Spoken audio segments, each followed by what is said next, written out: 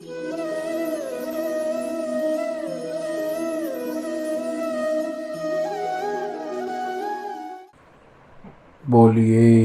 सदगुरु भगवान की जय।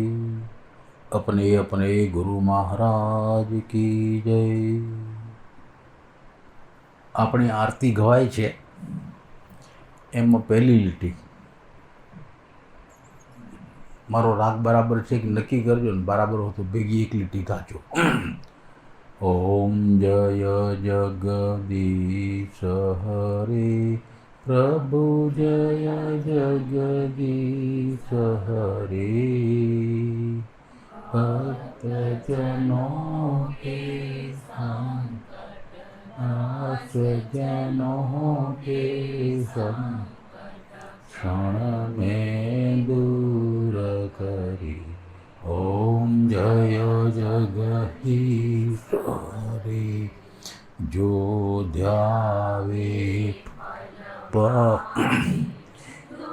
बीच से मन का दुख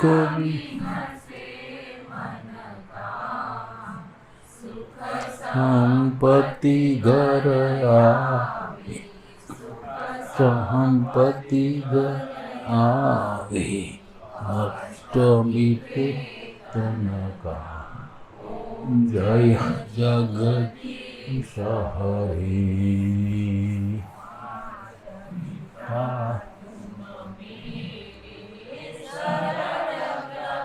मैं विनती मैं विनती और न दूजा इन और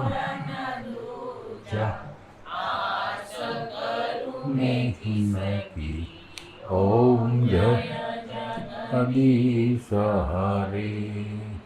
जो फल पावे जेने आ आरती लखी है एने आना अर्थनी खबर हशे। आ शब्द एवो छे ध्यावे वाचनाना ख्याल में न होय तो आ ध्यावे शब्द छो। ध्यावे ध अर्धो य आखो जो ध्यावे फल पावे। जो ध्यान थी वाँचे नहीं तो वाँची नाखे छे वाँचनारो धावे। धावे एटले दौड़े आवो अर्थ आपे छे। घणा अर्थ करनारा आवी पहली લીટી पकड़ीने पछी श्रोताओने समझावे कि साधना में दौड़वू पड़े तो फल मळे। ध्यावे ध्यावे एटले ध्यान करे।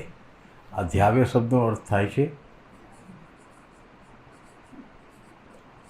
ध्यान कर। जो ध्यान करे वो फल पावे। दुख मिटसे मिनसे नहीं दुख मिटसे मन का। जरा शब्द थोड़ा घना क्या गाता गाता कि कोई बदली जाए शक्य है। मिटसे मन का सुख संपत्ति घर आवे कष्ट मिटे तन का।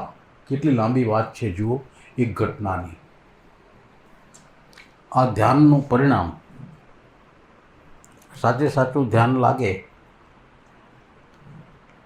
તો એના પરિણામેથી તન ને મન બે એની અશુદ્ધિ ઓછી થતી જાય।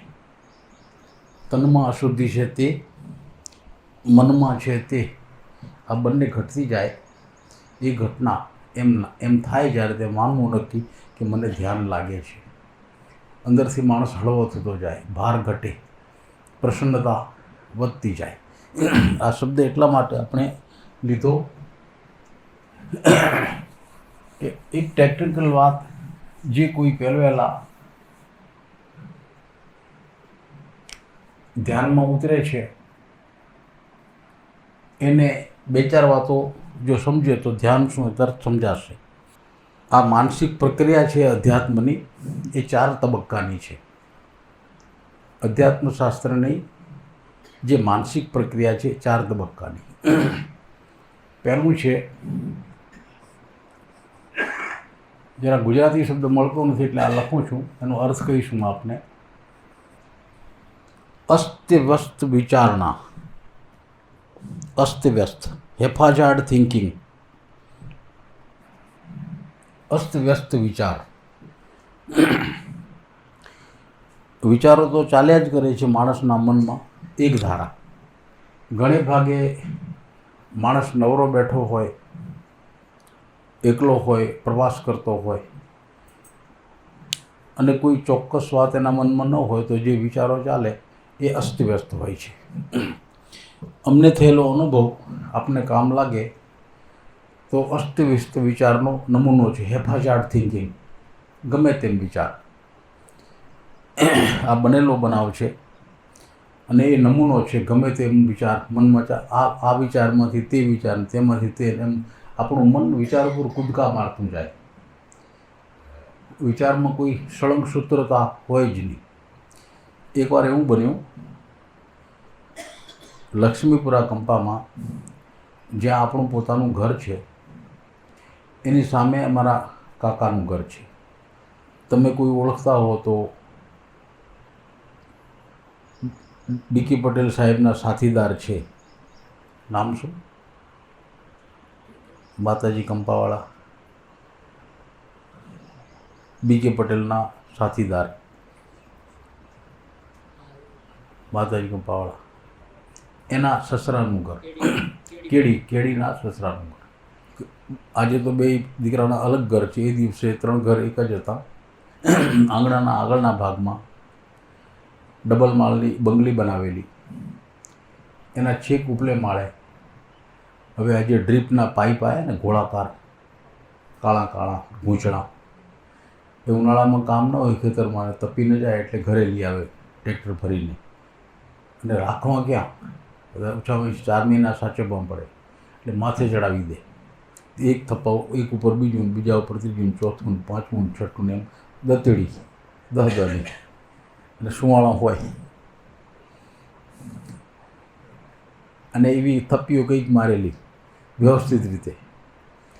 એમાં કૂતરા ચડી ગયા. કૂતરાને મજા આવતી હશે તો કૂદાકૂદ કરે. કૂતરાના એની ગતિને કારણે, કૂદાકૂદને કારણે પેલા ગૂંચળા આછા પાતળા લાગ્યા, થપ્પીઓ મારેલી, એ પડ્યા નીચે. અને એ ઘટના હું ઊભો સામે જ જોઉં છું. આમ મનમાં એ દ્રશ્ય થયું, સાલા કૂતરા છેક 3જા માળે ચડી જાય, જોયો તો ખરા, અને પડ્યા. આ પાઇપ આવા હુમાળા હશે, પડી જાય છે, શેના બનેલા હશે? એ સાલા પાઇપવાળા, હા, આ પાઇપ તો સરકાર આપે છે, એમાં 50% સબસિડી છે. સબસિડી? ઓહો, તો રાજકારણીઓ નક્કી ભ્રષ્ટાચાર હશે. જુઓ તો સારું, ધંધો ચાલે છે તો જુઓ, ફેક્ટરીવાળાને બધા મળેલા, મજૂરોને ઓછા પૈસા દે. આ તો આંતરરાષ્ટ્રીય કૌભાંડ છે, ફલાણું છે, ઢીકણું છે. ક્યાં કૂતરા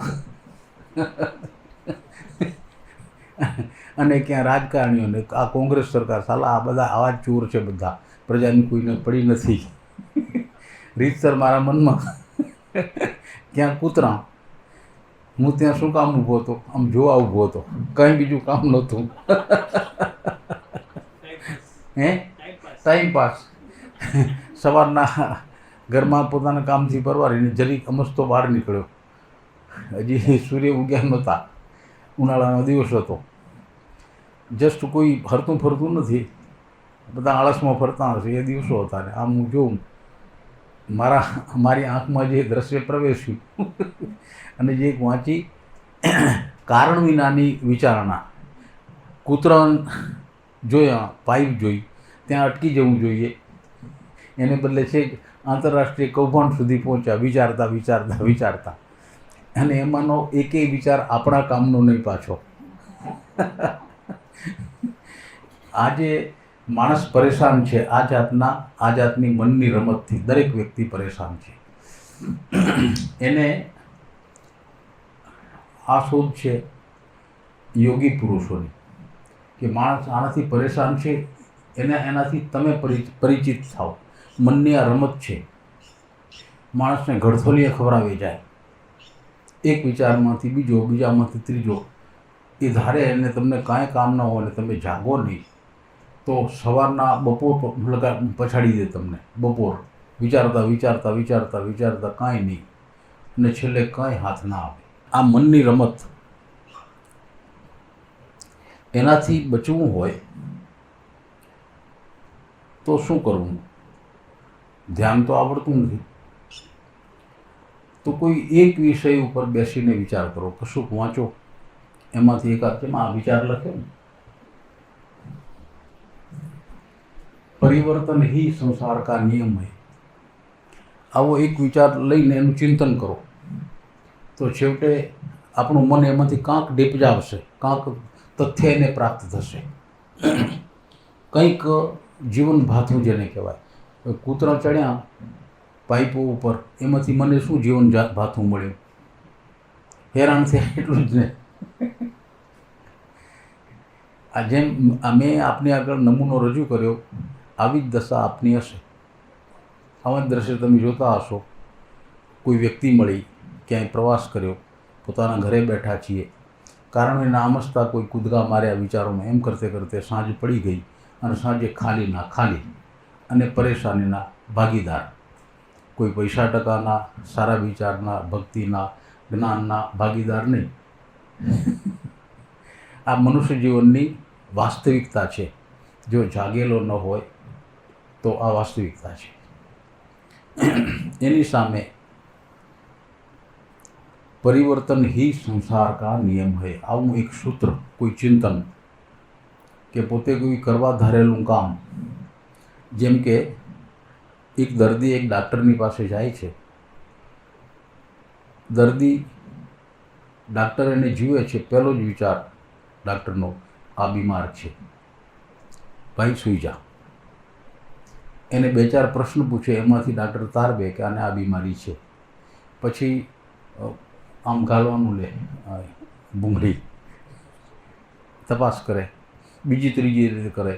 એ 1 2 3 એ વ્યવસ્થિત વિચારણા છે. 1 2 3 4 એવા સ્ટેપ્સ છે. જરૂર લાગે તો લેબોરેટરી કરાવે, ચોથું સ્ટેપ. એમ કરીને જે કંઈ છે એ તથ્ય તારવે કે આ બીમારી. તો જે પ્રક્રિયામાંથી ડાક્ટર પસાર થયા એ એક વ્યવસ્થિત વિચારણા છે, કોન્ટેમ્પ્લેશન. કોઈ પણ કર્મને જો વ્યક્તિ કોન્ટેમ્પ્લેશનમાં લઈ જતાં શીખે તો કદી એનો વિચાર નિરર્થક નહીં આવે. એ પ્રક્રિયા છે કોન્ટેમ્પ્લેશન, વ્યવસ્થિત વિચારણા. વ્યવસ્થિત વિચાર એ પરિણામદાયક છે. કશું પરિણામ મળે તો સમજવું કે વિચાર વ્યવસ્થિત છે. જેમ કે ડાક્ટરની પ્રક્રિયા, જેમ કે આપણે આપણા બિઝનેસ અંગે વિચારીએ. પોતે જે બિઝનેસ કરતા હોય, જયમીનને એવો સમાચાર આવે કે ભેળીઓ કહેવાય ને, પથરા દળે, બીજું કંઈ નામ છે, કસર ભાંગ્યું છે, કાંઈ કસર છે, આવજો. તો જઈને પહેલું તો એને પૂછે કે ક્યાં નુકસાન છે? આ ઠેકાણે. તો ત્યાંથી જે કાંઈ મુશ્કેલી છે એની તપાસની શરૂઆત કરે. 1 2 3 4 એમ કરીને પરિણામ ગોતી કાઢે, એનો ઉપાય ગોતે, એ ઉપાય આચરે, કારીગરને તેડાવે અથવા લઈ જાય. એમ કરીને આખો પ્રશ્ન ઉકેલે. શરૂઆત ક્યાં થઈ હતી? જોયાથી. એટલે વ્યવસ્થિત વિચાર છે એ પરિણામદાયક છે. જો આપણને આ તાલીમ મળે, માતાઓ બહેનોને આ સહજ છે. જમવાનું બનાવો છો એ વ્યવસ્થિત વિચારનો નમૂનો છે. જમવાનું બને છે એ વ્યવસ્થિત વિચારનો નમૂનો છે. તમને એના ક્રમની ખબર જ છે કે મારે દાળ ભાત રોટલી શાક બનાવવા છે. તો પહેલું આપ શું કરશો? આપણને શીખવું નહીં પડે. દાળ ચડાવો, પછી શાક કાપો, શાક વઘારો, એ બે છાનામાના ચડે. એ દરમિયાન ઘઉંની રોટલી, પેલી કણકને લોટ બાંધો. એ ક્રમની આપને ખબર છે. તે ક્રમ પ્રમાણે કોઈ મૂંઝાતું નથી. જેને ક્રમ છે કદી મૂંઝવણ નહીં. આટલી મોટી મોટી યંત્રણાઓ ચાલે છે.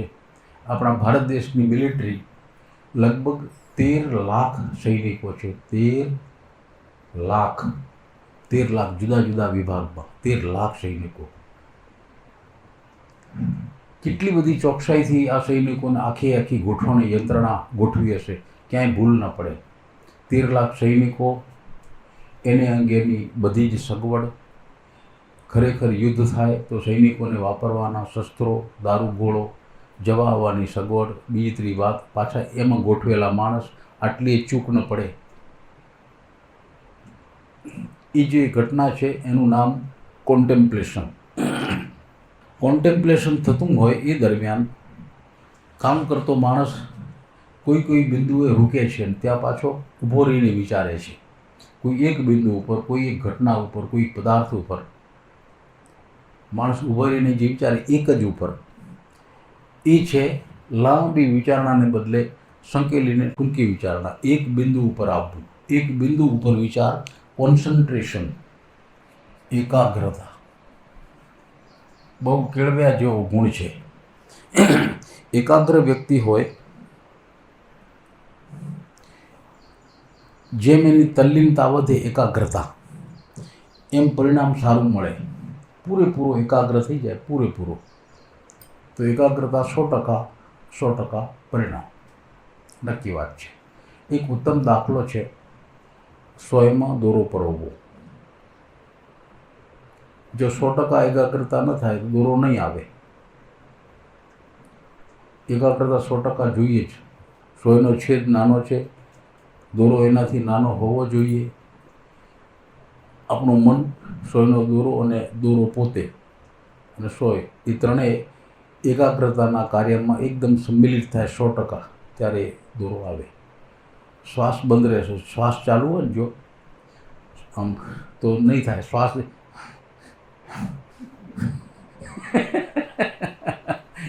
આપણી જીવન પ્રક્રિયાઓનો વિચાર કરશો ને,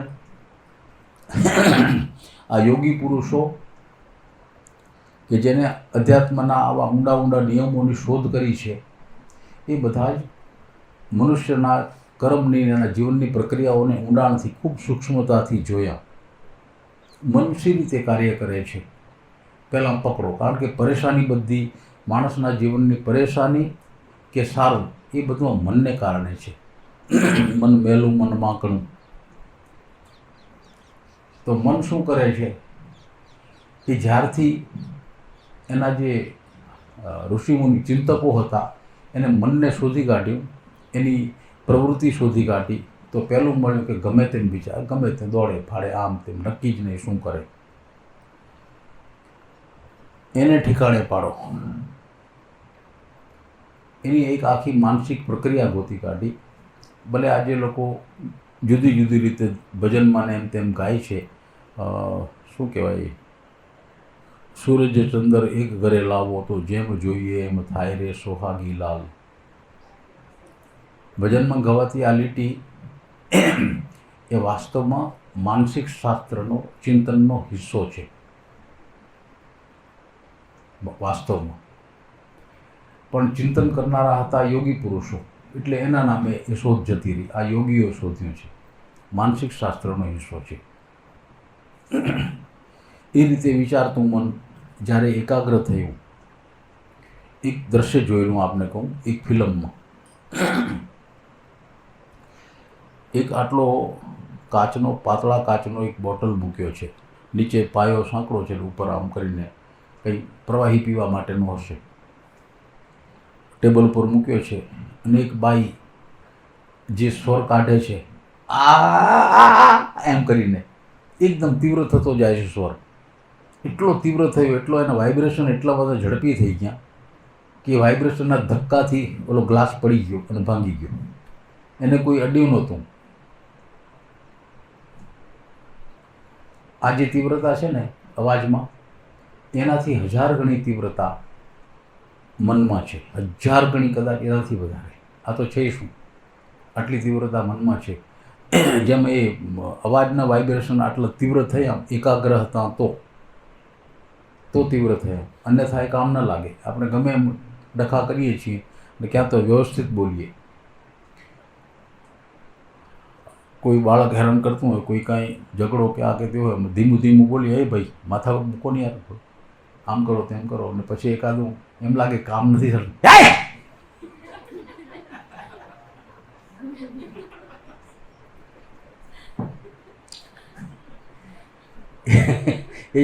એ તીવ્રતા અહીંયા આગલી શિબિરનો બનેલો બનાવ છે. એક દીકરી નામે પ્રીતિ, આજ વાત કરતા હતા, એમાં આપણો મંત્ર ચાલતો હતો આલ ગાયત્રીનો. એમાં તદા આવ્યું ને, 2 ઠેકાણે તદા સ્વામીજીએ પહેલા રોપ્યા સત્ય સત્ય વર્ધત, એમ તદા એમ કહ્યું ને આમ થઈ ગઈ. એ કેમ થઈ એનું કારણ સમજીએ. આગલી આખી વાત સાંભળવામાં એકદમ તલ્લીન હતી, એકદમ એકાગ્ર. આગળ જે વાત આવતી હતી એમાં એટલી એકાગ્ર થયેલી કે એનું શરીર એ છે એ ભૂલી ગઈ, અને ચિત્ત આખે આખું કોઈ શબ્દ નીકળે એના ઉપર એકાગ્ર એ પકડે, ને એની સ્થિતિમાં તદા આવ્યું. તો તદા આવ્યું એ જ ઘડીએ એકાગ્રતા તૂટી, અને એકાગ્રતા તૂટીને જે મનની હાલત થઈ એ ધ્રુજારી ફેલાવી ગઈ. આમ એ ક્યારે મટે જોઈએ? એકાગ્રતા અને આગલી વાત છે એને બહુ ઘાટો સંબંધ છે. એ ક્યારે મટે? એ ઘટના છે મેડિટેશન, ધ્યાન.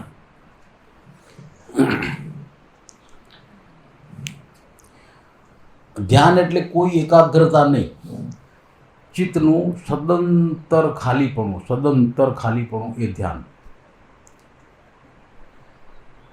સાચે સાચું ધ્યાન પ્રાપ્ત થાય, સાચે સાચું ચિત્ત ખાલી થઈ જાય અને માણસ બિલકુલ ખાલી પીપની જેમ એમ બેઠો રહે, અંદર કશું જ નથી, બિલકુલ ખાલી. એ ખાલી ચિત્ત એક રીતે જુઓ તો વિશ્વનું પ્રતીક છે. આ વિશ્વના આકારને જુઓ, એમાં કેટલીય ઘટનાઓ બને છે. જ્વાળામુખી ફાટે છે, બોમ્બ ધડાકા થાય છે, અનેક પ્રકારના ભયંકર અવાજ કરતા વાહનો દોડે છે. આ અવકાશને કંઈ ખલેલ થાય છે? ના. જો અવકાશને ખલેલ થાય તો આપણે જીવી જ ના શકીએ. પરમાત્માની આ એક રચના જુઓ કે આટલી ઘટનાઓ ગતિની ફલાણી બીજી અવાજની જગતમાં બન્યા જ કરે છે એક ધારી. તે છતાંય કોઈ ખળભળાટ કોઈ મનુષ્યના જીવનને અંગત રીતે હેરાન નથી કરતો. એનું કારણ આ અનંત વિશ્વ ધ્યાનસ્થ છે, અનંત સૃષ્ટિ ધ્યાનસ્થ છે. એ પી જાય છે બધું. બસ એ ગુણ આપણામાં આવી જાય, ધ્યાનનો ગુણ. કોઈ વિચાર નથી, ચિત્ત એકદમ ખાલી છે, કોઈ તરંગ નથી, કોઈ વાસના નથી, કાંઈ નથી. એ સ્થિતિમાં આપણું ચિત્ત વિશ્વ બની જાય છે, અને એમાં બહાર ગમે એવો અવાજ થાય એને ખબર ન પડે, બંદૂક ફોડો એને ખબર ન પડે, ઢોલ વગાડો એને ખબર ન પડે. એ તીવ્ર ધ્યાનની એ સ્થિતિ છે. તીવ્ર ધ્યાન આવે કશું ન થાય. અને એ ધ્યાનમાં આખી યાત્રા કોઈ એક જ, એ ધ્યાન જ્યારે બને ત્યારે સાચે સાચો જે અંદર જે જોનારો દ્રષ્ટા છે એ પોતે એકલો રહે છે, અને એ આપણે છીએ. એ પ્રગટ થાય છે. આપણે સવારના ક્યારે વાત કરી હતી, જે ધ્યાન કરે છે એની મનોવૃત્તિ અનુસાર એ ખાલી સ્થિતિમાં એ પરમ તત્વ પ્રગટે છે. જો એના અંતરમાં પરમાત્માના સ્વરૂપ વિશે કોઈ કલ્પના હોય, પ્રભુ તો પ્રેમ સ્વરૂપ તો પ્રેમ પ્રગટે, પ્રભુ આનંદ સ્વરૂપ એમ ધારણા હોય એને તો આનંદ પ્રગટે, પ્રભુ શાંતિ સ્વરૂપ તો શાંત થઈ જાય, પરમ શાંતિ, બરફના જેવી શાંતિ. પ્રભુ જ્ઞાન સ્વરૂપ તો જ્ઞાન પ્રગટે, બધું જાણી લે. પ્રભુ પ્રકાશ સ્વરૂપ તો પ્રકાશ થઈ જાય. ઘણા ધ્યાનીઓને પ્રકાશ જલ્દી દીઠામાં આવે છે, અને એ કહે છે હું શું અજવાળું છું, આ તો છે શું, આવું અજવાળું જુએ. તો કોઈ સત્સંગના માધ્યમથી ક્યાંય વાંચન કર્યું હોય તેનાથી મનમાં એ ખ્યાલ આવી જાય કે પરમાત્મા તો પ્રકાશ સ્વરૂપ. એ વિચાર દ્રઢ થયો એવો ધ્યાની જ્યારે ધ્યાનમાં ઉતરે ત્યારે પરમાત્મા એને અંધારું મટી જાય, પરમ પ્રકાશ સ્વરૂપ દેખાય. એ ધ્યાનની પરિણતિ છે, એ એનું પરિણામ છે. જ્યારે આ આવે ત્યારે એ ધ્યાનીને કોઈ ખલેલ થતી નથી. એને જગાડો એની રીતે એ જાગે. શરીરને હલાવો તો ધ્યાન તૂટે એવું નથી, એને તૂટતું હોય ત્યારે જ તૂટે. હા, આંખો ખોલે આપણા સામું જોઈએ અલગ વાત છે, એને ખબર ન હોય હું કોઈના સામું જોઉં છું. આંખો નિષ્ક્રિય છે, કાન નિષ્ક્રિય છે, બધી જ ઇન્દ્રિયો નિષ્ક્રિય છે, ત્યાં સુધી પેશાબ પણ બનતો નથી, પરસેવો બનતો નથી. શરીરની ઘટનાઓ લગભગ એ હૃદય ધડકે થોડું થોડું. અને શ્વાસને ચાલવું તો અહીંયા ગઈકાલે આપણે પેલું ધ્યાન કરાવ્યું શૂન્યનું, તો કેટલાક ધ્યાની કોઈ વાર શ્વાસ અટકી જાય બિલકુલ, ખાસો મિનિટ 2 મિનિટ 3 મિનિટ સુધી શ્વાસ નહીં, પછી ઓચિંતો શરીરને જરૂર પડે એટલે શ્વાસ ખેંચે એટલે જરાક પેટ હલકું દેખાય, જરાક આમ હલતું. એ એકાદા 2 આંચકાલે જોઈએ એટલો શ્વાસ આવી જાય, પાછી પોતાની મેળે શાંતિ, વળી શ્વાસ બંધ. એ જે અવસ્થા છે એ ધ્યાનની અવસ્થા છે. જો ઉપલી વાત સમજાય, આપણી બુદ્ધિમાં ઉતરી જાય તો માણસને ધ્યાન પ્રાપ્ત કરવું જરા સહેલું પડે છે. પ્રાપ્ત થાય છે પણ આપણે સમજેલા છીએ. ક્યાં તો મોટા ઘરમાં કોઈ આપણે વસ્તુ લેવા મોકલે કે ભાઈ આપણે ઘેરથી બત્તી લઈ આવજે, તો આપણું ઘર જેને જોયું નથી બત્તી માટે હાથ ક્યાં નાખે? પણ જેને ઘરની ખબર છે એને મોકલો તો ટીવીની બાજુમાં બત્તી પડી છે તો સીધો ત્યાં હાથ નાખશે, જાણીતું. આ ઘટના બિલકુલ માનસિક ઘટના છે. વસ્તુ જળવી, મોડી જળવી, ન જળવી, બહુ પ્રયત્ને જળવી, એ જેવી ઘટના છે. એવી જ ઘટના ધ્યાન આ પ્રક્રિયામાંથી પસાર થાય. એ જો ઉપરની વાતો આપણા ચિત્ત પ્રદેશમાં આપણે જાણી હોય તો બહુ સહેલી વાત બની જાય છે ધ્યાનમાં જવું, સહેલી બિલકુલ. એટલા માટે આ સીધે સીધું ધ્યાન થતું નથી. ક્યાંક ક્યાંક સાંભળીએ છીએ ફલાણે ઠેકાણે ગયા હતા તો બેસાડી દીધા, ધ્યાનમાં બેસો, હાથ લાંબા કરો, આમ બેસો તેમ બેસો, આંખ બંધ કરો અને શ્વાસને જુઓ. એ યાંત્રિક ક્રિયાની સમજ ન હોય તો શું થાય? આપણે કોઈની નિંદા ટીકા નથી કરતા, ભૂલે નહીં. એક મર્યાદા, આપણે ત્યાં ગયા હતા એને શું કહેવાય? મીઠા વિપશ્યના કરાવે છે. બહુ સચોટ, ખૂબ સાચી પદ્ધતિ છે. પણ જે સાધકો જાય છે એને એના ઇન્સ્ટ્રક્ટર હોય એ તરત ધ્યાન કરો, ધ્યાનમાં બેસો, કશું કહે જ નહીં. કઈ વાતો પર ધ્યાન કરવાનું છે, કઈ રીતે માનસિક પ્રક્રિયા થશે, કશું કહે નહીં, એમ જ કહેશે ધ્યાન કરો. પછી ધીમે રહીને કહે જતા આવતા શ્વાસને જુઓ. એ આખી વાત જો પહેલેથી સમજાવી હોય, આ આપણી સાધનાનો જે માર્ગ છે એ આ છે. શ્વાસ જુઓ, પછી નાકમાં જતા આવતા શ્વાસને જુઓ, નાકથી આગળની ગતિના શ્વાસને જુઓ. ચોથો સ્ટેજ છે નાકની નીચે જે જગ્યા છે, મોંની આસપાસના ભાગમાં શ્વાસ ફરે છે, એ ઘટનાને જુઓ, એના સંવેદનનો અનુભવ કરો. અને ત્યાંથી 5મો સ્ટેજ છે, એ જે શ્વાસ જાય છે એના કારણે શરીર જીવંત છે. એ જીવંત શરીરમાં જે સંવેદનાઓ છે, માથાની ચોટીથી પગના તળિયા સુધી, એમાં શરીરમાં જે કંઈ થાય છે એને આંખ બંધ કરીને ચિત્તથી એને જોવો. અહીંયા શું થાય છે? ક્યાંય બળતરા, ક્યાંય દુખાવો, ક્યાંય કોઈ બીજો ભાવ, ક્યાંય પરસેવો થવો, ક્યાંય ખંજવાળા ઊભી, જે કંઈ થતું હોય એને બિલકુલ સાક્ષી ભાવે જોતાં જોતાં નીચે ઉતરો. આંખ, નાક, કાન, જીભ, મોં, ડોક, આ તે, છાતી, પાટલો ભાગ, ખભા, હાથ, છેક આંગળીઓ આના છેડા સુધી, નખ સુધી જુઓ. પાછા વળો, અંદર જોતા જાઓ, બહાર જોતા જાઓ, પીઠ, હાથ, 1 2 પગ, છેક તળિયા સુધી, અને પાછા ત્યાંથી વળો. એવી પ્રક્રિયામાંથી જે કોઈ 10 દિવસ કાઢીને પાછા આવે, એમાંથી ઘણાય સાધક મળ્યા. એને પૂછ્યું ત્યાં શું કરાવે છે? આટલું શીખવાડે છે કે 6 શિબિરો ભરેલો સાધક, MSc થયેલો સાહેબ, MSc master of science with chemistry, એને પોતાના અનુભવનો બયાન આપ્યો. શું કરાવે છે? આટલું શીખવે છે કે આટલામાં શ્વાસ ફરે છે. અને જુઓ, આ સાંભળીને મને સારું આટલા સારું તો દાખલો કરવો. પછી તો અમે ગયા હતા, 10 દિવસ શિબિર ભરી આવ્યા, અનુભવ પાકો કર્યો. અરે એવું નથી, એક ઉત્તમ કક્ષાની એ વિધિ છે પોતાને જાણવાની. પણ આપણો જે માર્ગ છે ને એના કરતાં એના સિદ્ધાંત, એની રીતભાત, એનો ખ્યાલ, કલ્પના બધા અલગ છે. એનું તત્વજ્ઞાન અલગ છે, મતલબ તત્વજ્ઞાન અલગ છે. મને એમ લાગે છે કે સાધકને એ પહેલાં તત્વજ્ઞાન સમજાવવું જોઈએ. એ સમજેલો સાધક જ્યારે એમાં ઉતરશે ત્યારે સહજ રીતે એમાં પરોવાતો જશે. હા, બરાબર છે, આમાં આમ પછી આમ એમ કરતે કરતે મારે આ માર્ગે મારા ચિત્તને કેળવીને લઈ જવાનું છે. એ સમજ ન હોય ત્યાં સુધી જરાક ઉભળક કામ થાય છે. ઉભળક કામ એટલે પાયો નહીં જે કામનો, કદાચ પરિણામ નહીં મળે. આમાં કોઈને પ્રશ્ન હોય આનો ધ્યાન અંગેનો તો ભલે લખીને મોકલશો તો આપણે એની ચર્ચા કરશું. કોઈ આની મૂંઝવણો હોય. દુબઈથી આવેલી દીકરી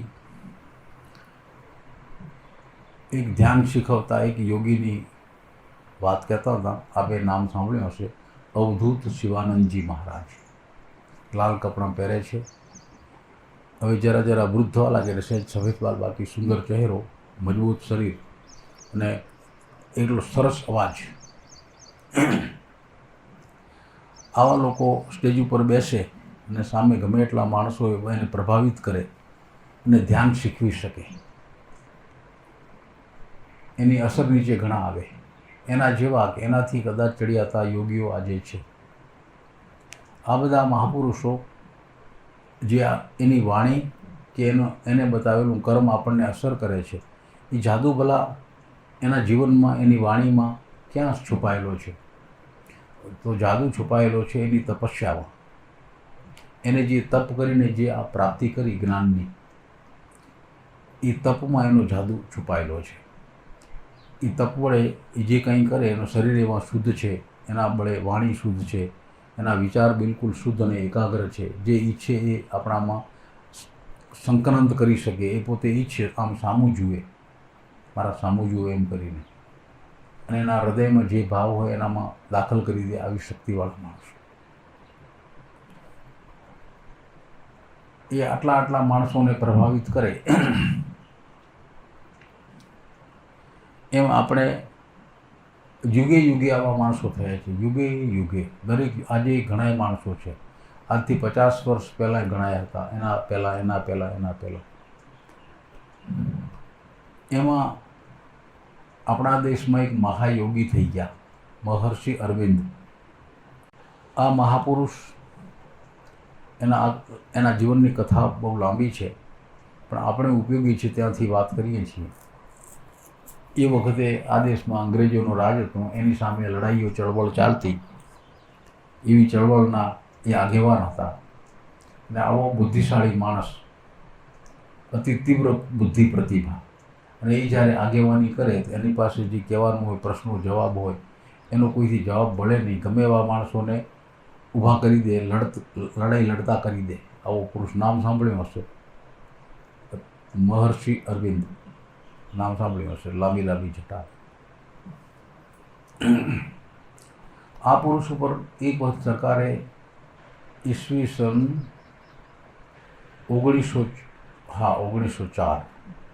1904માં એના ઉપર આરોપ આવ્યો કે આ માણસ દેશદ્રોહી છે, સરકારની વિરુદ્ધ લોકોને ભડકાવે છે ને યુદ્ધ કરે, લોકો એવી ઈચ્છા રાખે છે ને એક પ્રવૃત્તિ કરે છે. અને ભોગજોગે એની માલિકીનું જે ફાર્મ હતું એમાં અજાણ્યા લોકો ઘૂસી ગયેલા અને કોઈએ બોમ્બ વિસ્ફોટ કર્યો છે. એનો આરોપ, આ મકાન કોનું છે, આ વાડી કોની છે, આ ફાર્મ કોનું છે? મહર્ષિ અરવિંદનું. માટે એ ગુનેગાર છે. બસ આવા બનાવટી આરોપ નીચે એને પકડીને જેલમાં ગાલી દીધા. કલકત્તાની નજીક અલીપુર નામનું ગામ છે, ત્યાં જેલ છે. અલીપુર બોમ્બ કેસ, એ કેસ પ્રખ્યાત. જેલમાં ગયા તો આવો એક ભયંકર ગુનેગાર આપણામાં છે તો એને બીજા ભેગો રખાય નહીં, એને એકાંતમાં રાખો. બિલકુલ એકાંત કે કોઈ માણસ એનું મોઢું જુએ નહીં, એ કોઈનું મોઢું ન જુએ. દરવાજાની નીચેથી જમવાનું થાળી જાય, માણસ દેખાય નહીં, કોઈનો હાથ દેખાય નહીં. એવી સ્થિતિમાં મહર્ષિ અરવિંદ હતા. અતિ ગરમી, હવા આવે નહીં, કોઈ સગવડ નહીં, નીચે સૂવાનું તો ગમે તેવું. એ સ્થિતિમાં આ બેરિસ્ટર થયેલો જુવાન, એને જેલમાં રહેવાનું. માંડ 15 દિવસ કાઢ્યા, ત્રાસી ગયા.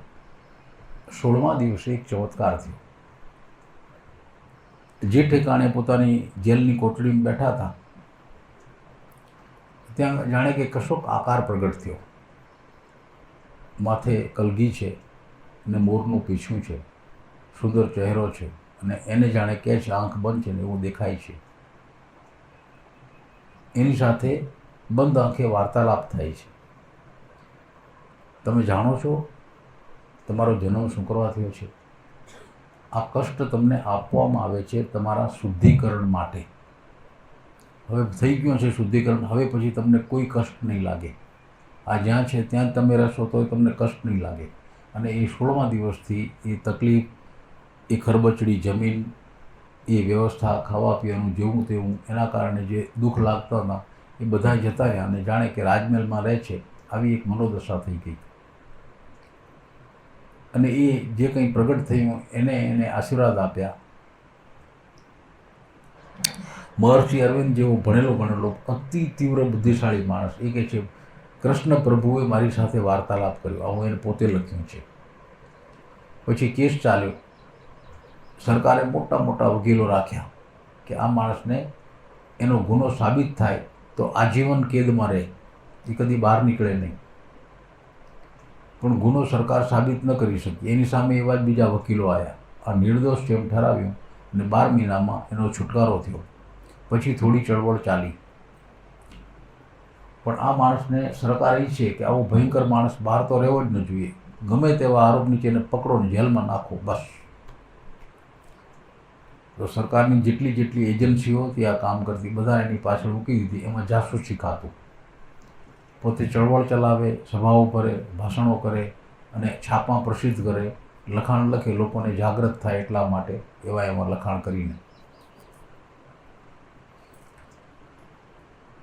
એ પ્રવૃત્તિ પછી ચાલે અને સરકાર એની પાછળ લાગેલી. કોઈ પણ એના છાપાનો અક્ષરે અક્ષર વાંચો. એ માણસ જે લખે છે એમાં કંઈ રાજદ્રોહની ગંધ આવે છે એના લખાણમાં? ક્યાંય આ સરકાર વિરુદ્ધ આ લોકોને ભડકાય એવી ગંધ આવે છે ક્યાંય? તો એક સૂત્ર નીચે એને પકડો, ક્યાંય એવી ગંધ મળે નહીં. જાસૂસી તંત્ર આખું ગોઠવી દીધું કે આ માણસ ક્યારે આવે છે, ક્યારે જાય છે, કોને મળે છે, એને મળવા કોણ આવે છે, બીજે એના કેવા સંપર્ક છે. ખૂબ મથ્યા. સરકાર રીતસર રઘવાઈ થઈ કે આને પકડવો કેમ. એક દિવસ સરકારના અધિકારીઓ નક્કી કર્યું, સરકાર એટલે અંગ્રેજ સરકાર, એકવાર આને પકડી તો લ્યો, પકડીને જેલમાં ગાલો, તમારા ઉપર આરોપ છે એમ કહીને પછી વાત, કોર્ટમાં જાય પછી વાત. એમ નક્કી કર્યો. આવતીકાલે સવારે 1910,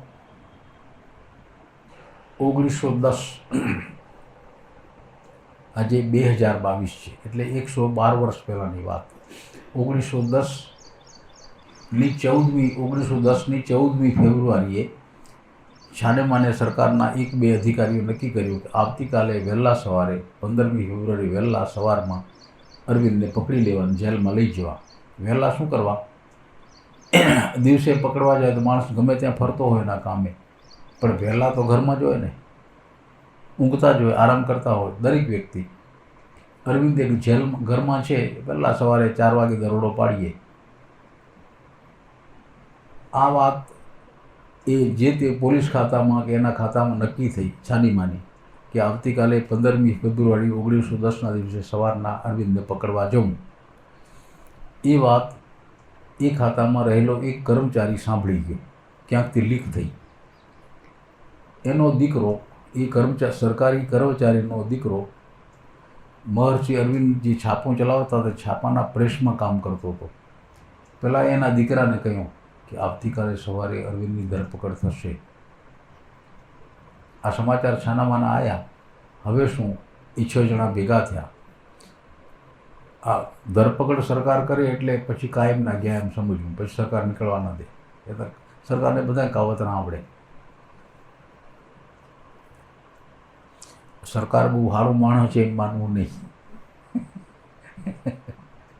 એ જ દિવસે આ અરવિંદ ક્યાં જાય છે, શું કરે છે, એની ચોકી કરવા માટે CIDના માણસો ગોઠવેલા એના જ્યાં મકાનો તેની ચારે બાજુ.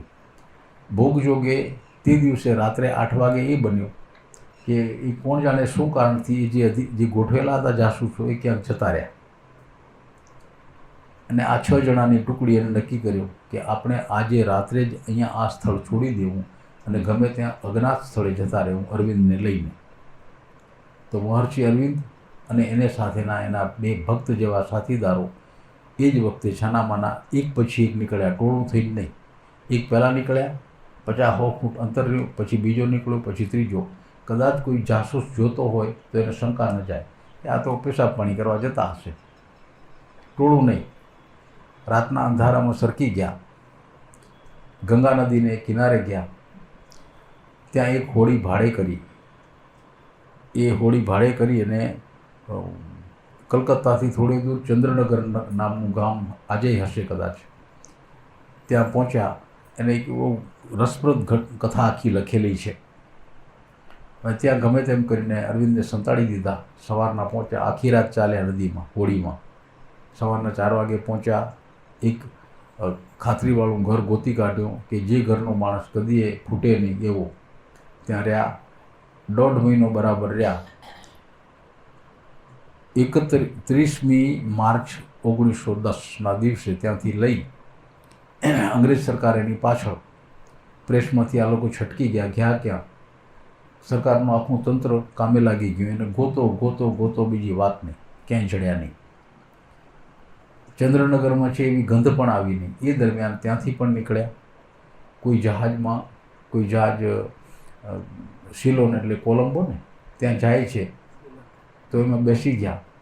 એની ખબર પડી ગઈ સરકારને કે આ કોલંબો જતા જહાજમાં જ, એટલે કોલંબો ઉતરશે અને ત્યાંથી એની યોજના ગમે ત્યાં વિદેશ ભાગી જવાની હશે તો કોલંબો આપણા અધિકારીઓ હાજર રહે. કોલંબો એટલે શ્રીલંકા હાજર રહે. અને આને આ ઉતરી ગયા પોંડિચેરી. ત્યાં એ પુરુષ પોંડિચેરી પહોંચ્યો 1910ની 1 એપ્રિલના દિવસે, અને ત્યાં એ ગોઠવાયા. તે છેક 1950 સુધી એ જીવ્યા ત્યાં સુધી ત્યાં જ રહ્યા. ત્યાં એની જે સાધના કરી, આ જે કંઈ ઘટનાઓ બની, બીજા બધા ડરી જતા, એને કંઈ નથી, એનું મન હલતું નહીં, એકદમ સ્થિર. એ અદ્ભુત સાધના આપણા ઋષિમુનિઓએ જે બિંદુઓએ સાધના, પરમ તત્વની શોધની સાધના અધૂરી મૂકી હતી, ત્યાંથી એને સાધના શરૂ કરી. અને આ આપણા આસપાસ વિશ્વમાં પરમાત્મા તત્વ ફેલાયેલું છે એ અનુભવ જગતને મહર્ષિ અરવિંદે કરાયો. આવા પુરુષો હતા, તે છતાંય એ થોડાક માણસોનો ઉદ્ધાર કરી શક્યા. તો આપણું શાસ્ત્ર એક અજાયબ ઘટનાનો ઉલ્લેખ કરે છે અને ગીત ગાય છે. એ ગીતમાં જેના નામ આવે છે પવિત્ર પુરુષો, એની તપસ્યાએ કરી, એની ભક્તિએ કરી, એના યોગ બળે કરીને કેટલા શક્તિશાળી હશે કે એના સિવાયના અનેક જીવોનો એ ઉદ્ધાર કરી ગયા. આપણે એના ગીત ગાઈએ છીએ, આપણા શાસ્ત્રમાં સુપેરે એના વર્ણન લખ્યા છે. એક લીટી ગવાશ એટલે તમને તરત જ આંખ ઉઘડી જશે કે આ શેની વાત કરે છે. મારી ભૂલ થાય તો સુધારજો. જાગો જાગો મારા મુનિવર ભાઈ, ગાફલ થઈને કારે સુતાજી. પછી રે પોર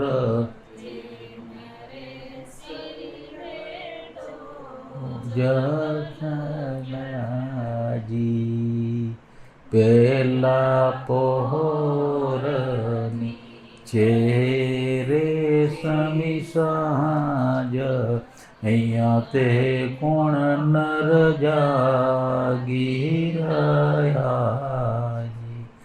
જાગ્યા છે પ્રહલાદ જન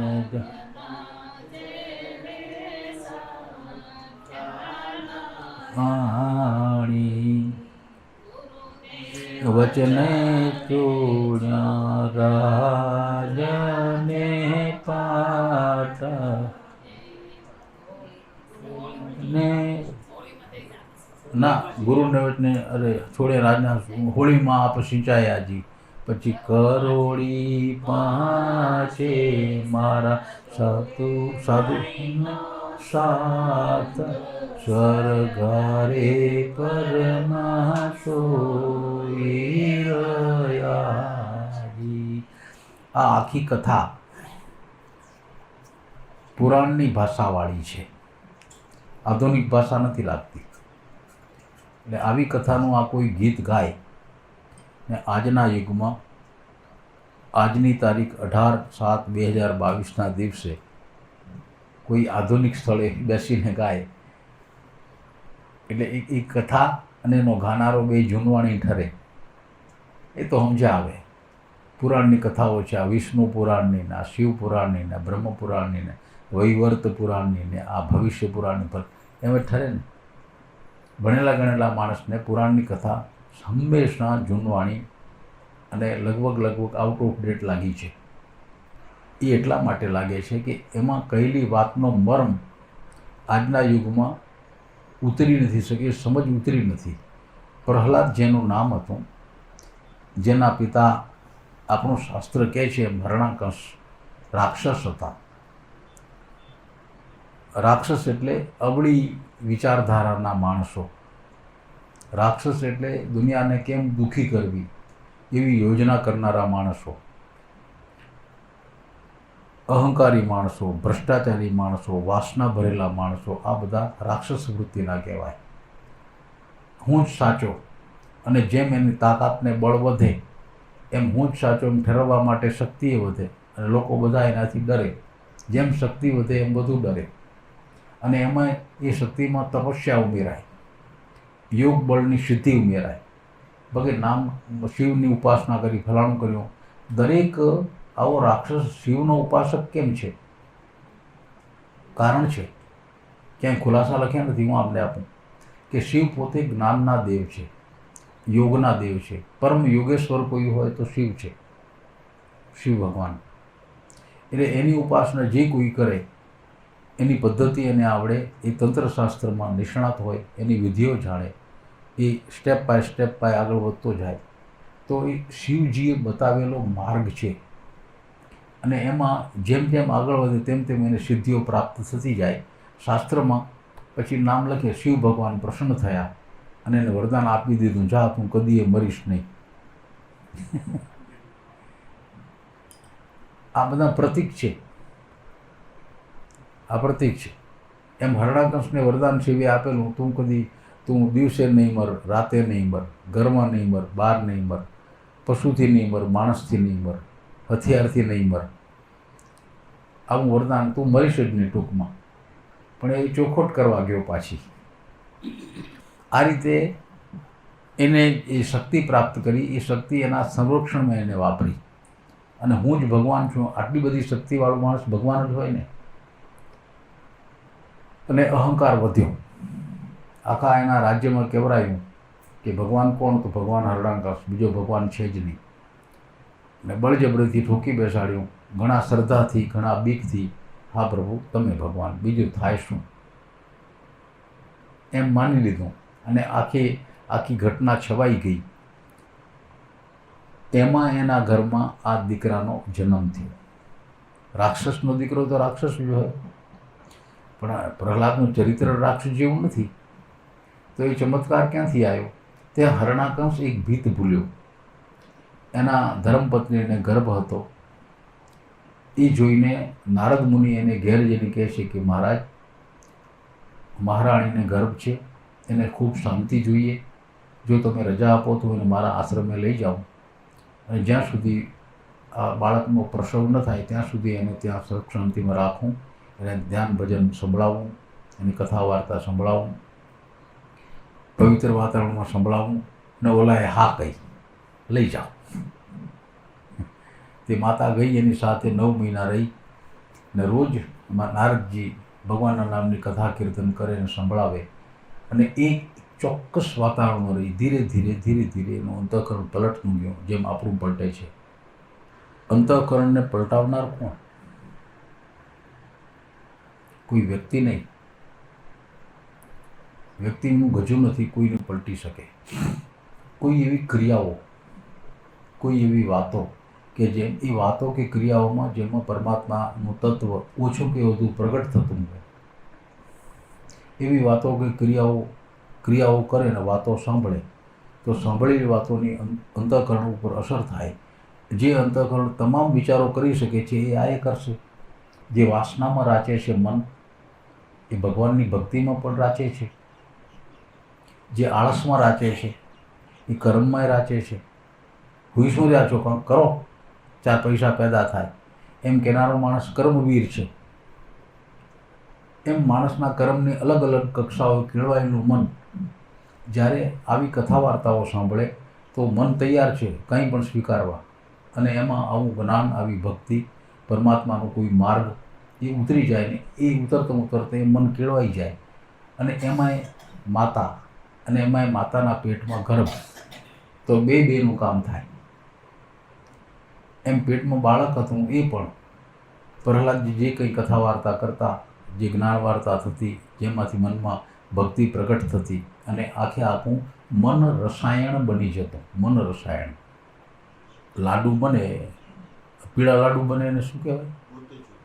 મોતીચૂર. એ 4-6 કલાક પછી ખાવા દે આપણને, કે પડી બીજે દીએ ખાવા જડે, પણ તરત ખાધા છે. એકદમ ગરમ ગરમ બને અને તમને કોઈ ચખાડી લ્યો ખાઓ. ન ખાધા તો ખાઈ જોજો, એનો ટેસ્ટ જ જુદો હોય છે. તાજા.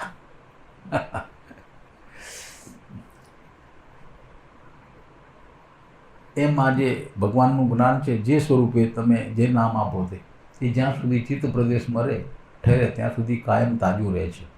અને એ માણસના જીવનમાં, એના વિચારમાં, એના વર્તનમાં, કર્મમાં ઉતરે છે. એ જ જે રીતે લાડુ. એમ આજે બાળક હતું, પછી જન્મ્યો, નામ પાડ્યું પ્રહલાદ. રાક્ષસનો દીકરો, એકેય રાક્ષસનું લક્ષણ નહીં. અને આવો પૂર્ણ દૈવત્વ ધારણ કરીને પ્રગટે છે તો માણસ, પણ વિચાર એવા દેવના જેવા. એ દીકરો, માતા એને લઈને એને પોતાના સ્વધામે રાજધાનીએ ગઈ. બાળક આસ્તે મોટો થયો. 5 વર્ષ, 6 વર્ષ, 7 વર્ષનો સ્કૂલે ભણવા ગયો. એના પિતાની જ બાંધેલી સ્કૂલ. એના શિક્ષા ગુરુનું નામ હતું સંડા મર્ક. એ શિક્ષક ભણાવે બધાને. 1-2 વર્ષ સુધી ભણ્યો. જરા ઉંમર વધી, ઘર છોડીને બહાર, રાજમહેલ છોડીને બહાર એને ફરવાનું મન થવા માંડ્યું. ગામમાં જવા માંડ્યો. સાંજે સ્કૂલ છૂટે એટલે આપણા છોકરા એ જ કરે છે ને, દફતર મૂકે અને જાય બહાર. કોઈ ક્રિકેટનો બોલ લઈને, કોઈ કાંઈ લઈને, કોઈ બહાર. એમ એને કર્યું. ક્રિકેટના બોલ એ વખતે નહોતા.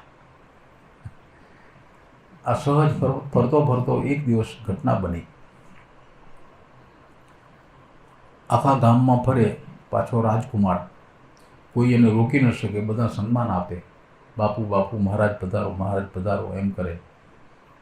એની સાથે એના રક્ષકો ભેગા હોય. એમાં એક દિવસ 10 વર્ષની ઉંમરનો આ બાળક કુંભારવાડે જઈ ચડ્યો, કે જ્યાં કુંભાર લોકો કાચા માટલા પકવવા માટે નિભાડો ગોઠવતા હતા. કચરો નાખતા જાય, બળતણ નાખતા જાય, માટલા ગોઠવતા જાય, એ ક્રિયા આખી ચાલુ હતી. આ જોઈએ છે અને કદી જોયેલું નહીં. આપણને જરા ક્ષુલ્લક વાત લાગે, પણ કદી કોઈ કુંભાર માટલું ગળે ચાક ઉપર, એ જોયું છે? બેસીને જોવાનું મન થાય. સાચી વાત છે ને? આપણે આમ પર્વઠણ જોઈએ એવી મજા આવે. અને હવે તો શી ખબર કુંભાર છે કે નથી, પણ મજા આવે જોયા. દિવસો સુધી આખો દિવસ અમે જોતા. પ્રાથમિક શાળામાં ભણતા ત્યારે અમારા ક્લાસમાં કુંભારના છોકરા હોય, એના ભેગા એને ઘરે જઈએ ને એના બાપુજી બનાવતા હોય, ગોળ ફેરવે ને આખી ઘટના જોઈ મજા આવી જતી. એમાં માટલા ઘડતરનું કામ નહોતું, નિભાડો ગોઠવવાનું કામ ચાલ્યું. ગોઠવાઈ ગયો, પૂરો થઈ ગયો, જે જોઈએ એના ઉપર છવાઈ ગયો. અને હવે ગોઠવેલું છે એટલે કોઈએ બૂમ પાડી, ચાલો હવે આગ ચાંપો. એટલે બળતણને આગ ચાંપે. એમાં ઓચિંતી ક્યાંકથી બૂમ આવી, એ ઊભા રહેજો. કાં શું થયું? તો કે તમને ખબર નથી, આ જે નિભાડો ગોઠવ્યો એમાં જે પહેલાં માટલા ગોઠવ્યા ને, એમાં બિલાડી વિયાયેલીના 3 બચ્ચા એમાં રહી ગયા છે. એ એમાં છે. નિભાડો સળગશે, બચ્ચા બળી જશે, હિંસા થશે. ખોલો ફરીથી. પહેલાં બચ્ચાને કાઢો, થોડી મહેનત થશે પણ બચ્ચા મળે ઠીક નહીં, એવો યુગ. આવી ચર્ચા ચાલી. એમાં આ જેનો નિભાડો હતો એ ગરધણિયાણી બાઈ, શ્રીબાઈ કુંભાર નામ એનું. એને બહાર નીકળીને એક ભક્તિભર્યા સ્વરે કહ્યું કે બેટા કાંઈ વાંધો નહીં, હવે નિભાડો ખોલશો નહીં, તમે નિભાડો સળગાવી દો, એ બચ્ચાને કાંઈ નહીં થાય. નિભાડો સળગાવી દો, એ બચ્ચાને કાંઈ નહીં થાય. આ શબ્દો પ્રહલાદ સાંભળે છે, 10 વર્ષની ઉંમર છે. જરાક નિર્ક્ષીર વિવેક જાગ્યો છે એવો એ બાળક જરાક ચોંક્યો કે આ માતા તો કહે છે નિભાડો સળગશે, અંદર બચ્ચા છે જ, એને કાંઈ થશે નહીં, એ જીવતા પાછા નીકળશે. એ કયા આધારે કહે છે? જઈને કે માં આ બચ્ચાને કાંઈ નહીં થાય એમ તમે કયા આધારે કહો છો? એની રક્ષા ભગવાન કરશે. ભગવાન એટલે મારા બાપુજી? ના મહારાજ, ભગવાન નોખા છે, તમારા બાપુજી ભગવાન નથી. બિલકુલ નિર્ભય થઈને માતા બોલી ગઈને પ્રહલાદ સાંભળી ગયો. પહેલવેલી એને એવા ઇનકારની વાત સાંભળી કે મારા પિતા ભગવાન નથી. તો રાક્ષસનો દીકરો એ તો તલવાર જ કાઢે, ઊભી રે ડોહી. પણ સત્સંગ સાંભળતા સાંભળતા ગર્ભ મોટો થયો, જન્મેલો એ બાળક હતો, એને જરાક ઊભો રહ્યો. માતા સાચું બોલશે. હા મહારાજ, આ બચ્ચાની રક્ષા ભગવાન કરશે. તમારા બાપુજી રાજા છે, ભગવાન નથી. ભગવાન કોણ છે? ભગવાન બીજા છે પ્રભુ. એ એમ સહેલાઈથી દેખાતા નથી, પણ ભગવાન બીજા છે ને એ એની રક્ષા કરશે. ચોક્કસ? તો કે હા માતા, મારે જોવું છે. આ નિભાડો ક્યારે ખોલશો? 3 દિવસ સુધી સળગશે, 4થા દિવસની રાત્રિએ ઠંડો થશે ને 5મે દિવસે સવાર હોય ખોલાશે. ખોલતે ખોલતે માટલામાં કાચા પાકે એમ કરીને થશે માટલાનું વિસર્જન. હું આવું એ સિવાય ખોલશો નહીં. આ તો મહારાજનો દીકરો. આવી મનમાં સંકલ્પ વિકલ્પ ભરેલી સ્થિતિ લઈને પ્રહલાદ ઘેર ગયા. 4 દિવસ થયા. 5મે દિવસે સવારના હાજર થયા. એની હાજરીમાં નિભાડો ખોલતે ખોલતે ખોલતે ખોલતે માટલા પાકના આમ તેમ છેલ્લું માટલું, જે પહેલું ગોઠવેલું છેલ્લું, એનું ઢાંકણું ખોલ્યું. અંદરથી મ્યાઉં એમ કરીને 3 બચ્ચા જાણે મેદાનમાં રમતા હોય એવી સહજ ખુશાલીથી અંદરથી કૂદીને બહાર નીકળ્યા. બિલકુલ એને રૂવાડું હળગ્યો નહોતું, કાંઈ થયું નહોતું. એમ કેમ હાજા દરમાં. આ દ્રશ્ય પ્રહલાદે જોયું અને વિચારે ચડી ગયા કે આવું બને છે રીતે. એ માને ચરણે પડી ગયા. આ કહ્યું તો એમ જ બન્યું. માં સાચું બોલ, આ બચ્ચાની રક્ષા કોને કરી? મહારાજ, ભગવાને. મારા પિતા નહીં? ના મહારાજ, તમારા પિતા રાજા છે, ભગવાન નથી. તમારા પિતા રાજા છે, ભગવાન નથી. તમારા પિતા રાજા છે, ભગવાન નથી. આવો સંવાદ એની વચ્ચે થાય છે ને આ સંવાદ આપણી કાળગણના પ્રમાણે કર્તા યુગમાં થયેલો સંવાદ છે. કર્તા યુગમાં ભગવાન વિષ્ણુનો 4થો અવતાર જે ઘટનાનું નિમિત્ત બન્યો એ વખતે આ સંવાદ થાય છે. પ્રહલાદ માતાને પ્રશ્ન કરે છે, માતા જવાબ દે છે. ધીરે ધીરે પ્રહલાદને સંતોષ થતો જાય છે કે રક્ષકને સર્જનહાર કોક બીજો છે. એ તો આપણી લાયકાત હોય, પાત્રતા તો જ દેખાય, નહીં તો આપણામાં વસેલો છે પણ દેખાતો નથી. આવી શ્રદ્ધા બંધાઈ ગઈ ને એ મનસ્થિતિ બદલેલી હતી. એ સ્થિતિમાં એ ઘેર ગયા અને સીધું તો પિતાને કાંઈ કહેતા નથી, પણ બીજી થોડી થોડી વાતો પિતાએ સાંભળી કે આપનો રાજકુમાર પોતે આપને ભગવાન નથી માનતો. એમ બોલાવો સાલાને. દીકરો હાજર થયો. કેમ પ્રભુ, તમારા વિચારો બગડી ગયા છે? ના મહારાજ, તમે એમ કહો છો, બીજે વાતો કરો છો કે મારા પિતા રાજા છે, ભગવાન નથી. હા મહારાજ, હા બાપુ, તમે રાજા છો, ભગવાન નથી. 1-2 અડધો બેલી 10 વર્ષનું બાળક કેટલું ચાલે? ગળથોલિયું ખાઈ ગયો, ઊભો થયો, હા બાપુ તમે રાજા છો, ભગવાન નથી. બીજી 2 મેલી, બોલ, હા બાપુ તમે રાજા છો, ભગવાન નથી. માર ખાતો જાય અને પોતાની વાત છોડે નહીં, એ મનોબળમાં મક્કમ થતો જાય. લાકડી લઈને માર્યો, કૂટ્યો. હવે દીકરાને કેટલોક મારે, અંદર ધુઆ પુઆ થતો એ બાપ દીકરાને, બીજા કોકનો તો શું કરત નક્કી નહીં, પણ પોતાનું પેટ છોડી દીધો. કાલે વાત સારા તારી એમ ધમકાવીને, એક ધમકી દઈને રાત ગઈ. પાછો બીજા દિવસે બોલાવ્યો.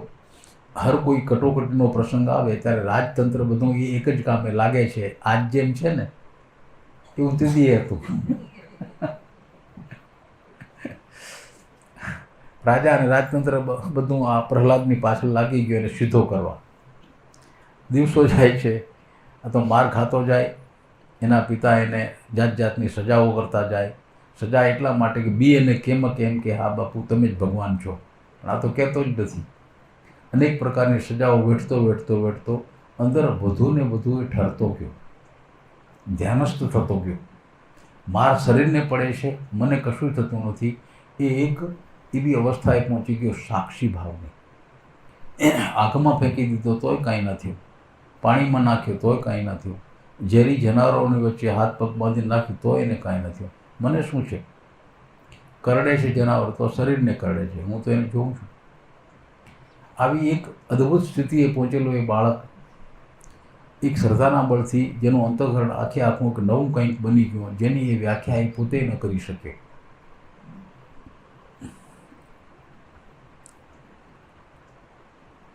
છેલ્લે જ્યારે છેલ્લી કસોટી જેવી ઘટનાનો દિવસ આવ્યો, કોઈએ નિર્ધારણ નહોતો કર્યો.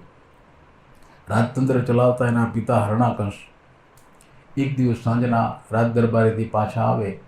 મોટા રાજમહેલના અંદર મોટો હોલ છે, એમાં આ બાળક રમેશ કંઈક કરે છે. એને જોયો, બધુંય ભૂલી ગયા અને આ છોકરો જ દેખાણો. સાલો હજી બીજો જોઈએ બોલતો નથી. બોલાયો, બેટા તું એમ કહે છે ને તારો ભગવાન બધે જ છે? હા બાપુ. આ થાંભલામાં છે? બાપુ જેટલો મારામાં જેટલો તમારામાં એટલો જ આ થાંભલામાં. એમ કોઈ કહે છે કે એને એ થાંભલાને હરણાકંસે ગદા મારી. શાસ્ત્રમાં આવું વર્ણન લખ્યું છે કે થાંભલાની આખડ પાખડ એને લાકડા ગોઠવીને થાંભલાને તપાયો, હળગાવીને લાલચોળ કર્યો.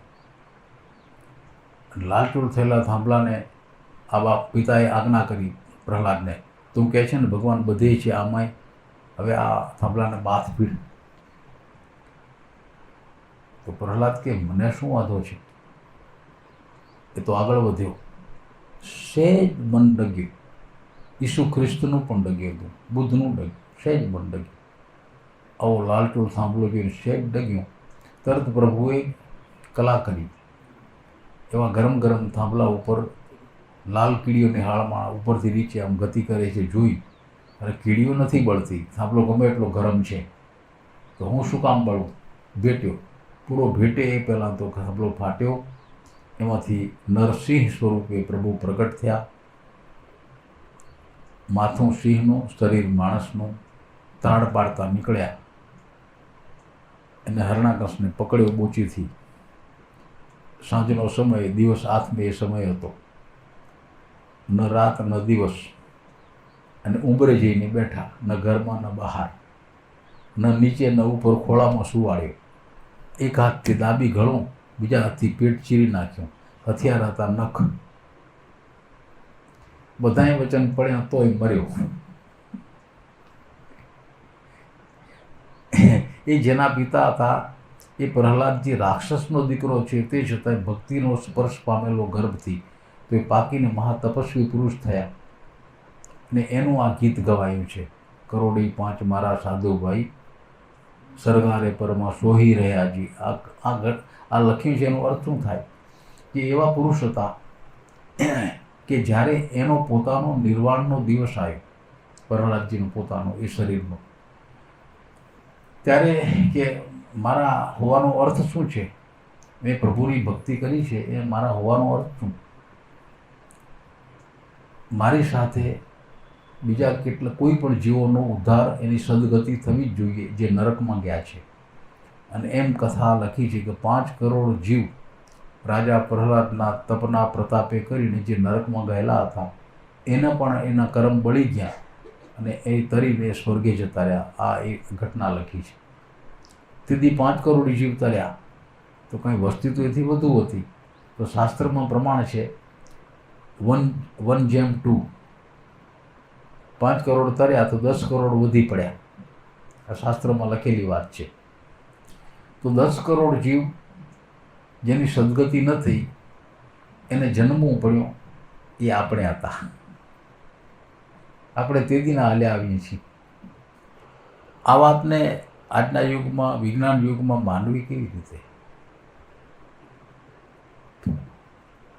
આજે તો આવી કોઈ ઘટના બનતી નથી, ક્યાંય સાંભળી પણ નથી, અને સાંભળી હશે તો એનો કોઈ પુરાવો આપનાર નથી. ન હોય. કારણ છે આપણે જે ઇતિહાસ જાણીએ છીએ બહુ 1000-2000 વર્ષનો છે. બહુ 1000-2000 વર્ષનો. એટલી પૂરી ખબર નથી.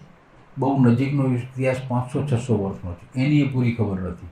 અરે 100 વર્ષની પૂરી ખબર નથી આપણને કે આ 100 વર્ષમાં કેવા એવા પ્રતાપી, તેજસ્વી, તપસ્વી પુરુષો થયા કે જે માણસો બીજાના જીવનને ઉદ્ધાર કરીને એમની સાથે લઈ ગયા. એની પૂરી ખબર નથી. તો હજારો વર્ષમાં બનેલી ક્યાંથી ખબર હોય? આ તો લાખો વર્ષની વાત. બિલકુલ સહજ સ્વાભાવિક વાત છે. જો એ ઘપાટું હોત તો 40 લાખ વર્ષથી એવા કથા હાલી આવે છે. કોક દી ખોટી પડત. એવા 40 લાખ વર્ષમાં કેવા કેવા માણસો આવ્યા હશે. એને પૂરું માનનારા અને એનો પૂરો વિરોધ કરનારા બે નહીં હોત. જગતની રચનાની ખૂબી છે. તો પૂરો વિરોધ કરનારા માણસો હતા, તે છતાં પણ આ કથા ખોટી પાડી શક્યા નથી. એનો અર્થ એ કે એ ઘટના સત્ય છે. આ રીતે વિચારશું તો એ ઘટના સત્ય લાગશે. અને એમાં એ વખતે જે કાંઈ બન્યું એમાં પ્રહલાદેની પોતાની શક્તિથી આવા 5 કરોડ જીવને એનો ઉદ્ધાર કરી ગયા. બીજા જે વધી પડ્યા એ બીજા યુગમાં ગયા. આ શાસ્ત્ર કહે છે. આપણે એના અર્થને જરા તપાસીશું આપણી બુદ્ધિ પ્રમાણે. પરમાત્માની લીલા, અકળ લીલા કઈ છે? સાચે સાચેને પૂરેપૂરી કોઈ જાણી નથી શકે. પૂરેપૂરી કોઈ દેખાય છે એટલી થોડી થોડી ખબર પડે. અને જેટલી ખબર પડી એના શાસ્ત્રમાં ગીત ગવાય છે, એના વર્ણન આવે છે. જે જીવ જેનો ઉદ્ધાર ન થયો એ જન્મ મરણના ફેરામાં પડતા હજારો લાખો વર્ષ નીકળી ગયા. પાછા ફરીથી એવા જ એક પુરુષ પ્રગટ થયા. નામ હતું રાજા હરિશ્ચંદ્ર. એ જ વંશમાં હરિશ્ચંદ્ર. જરા જુદું ચરિત્ર, ઉંમર વધારે છે, રાજા છે. એ પણ અલ્લડ હતા. સત્ય પ્રાપ્ત થાય એ પહેલાં માત્ર રાજા હતા. રાજકાજ કરતો એ રાજવી રોજ સાંજે રાજ દરબારમાંથી પાલીને પોતાને નિવાસ એટલે રાજમહેલમાં જાય. ત્યાં નિત્યકર્મ પરબારી જમી કરીને થાક્યા પાક્યા સૂઈ જાય. થાકને કારણે ઊંઘ આવે. રાજા ઊંઘી ગયા છે જોઈને ધર્મપત્ની તારાદેવી રોજ રાત્રે ક્યાંક જાય. લગભગ તો રાજા જાગે જ નહીં. કોક વાર જાગે, જરા પડખું ફેરવે. મોટો પલંગ ખેતર જેવડો, એમાં પલંગ ફેરવે અને પડખું ફરે. રાણીને જુએ નહીં. એટલે રાણી નથી પહેલો પ્રશ્ન. બીજો જવાબ, બાથરૂમ ગયા હશે. બસ એ આશ્વાસન લઈને પાછા સૂઈ જાય. પછી સાંભળે નહીં. આવું ઘણા દી હાલ્યું. જ્યારે જુએ ત્યારે આમ જ થાય.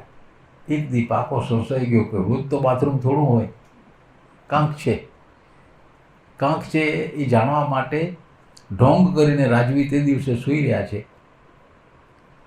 રાણી એ જોયું કે હા રાજા સૂઈ ગયા છે. ધીમે રહીને બેઠા થઈને ત્યાંથી જતા રહ્યા. રાણી જાય છે ક્યાંક, કપડાં બદલ્યા, હાઈ ક્લાસ કપડાં પહેર્યા, દરવાજો ખોલ્યો, બહાર નીકળ્યા. રાજા પણ ધીમે છાનામાના થોડુંક અંતર રાખીને અંધારામાં ચાલતા અયોધ્યા નગરી ચાલતા ગયા.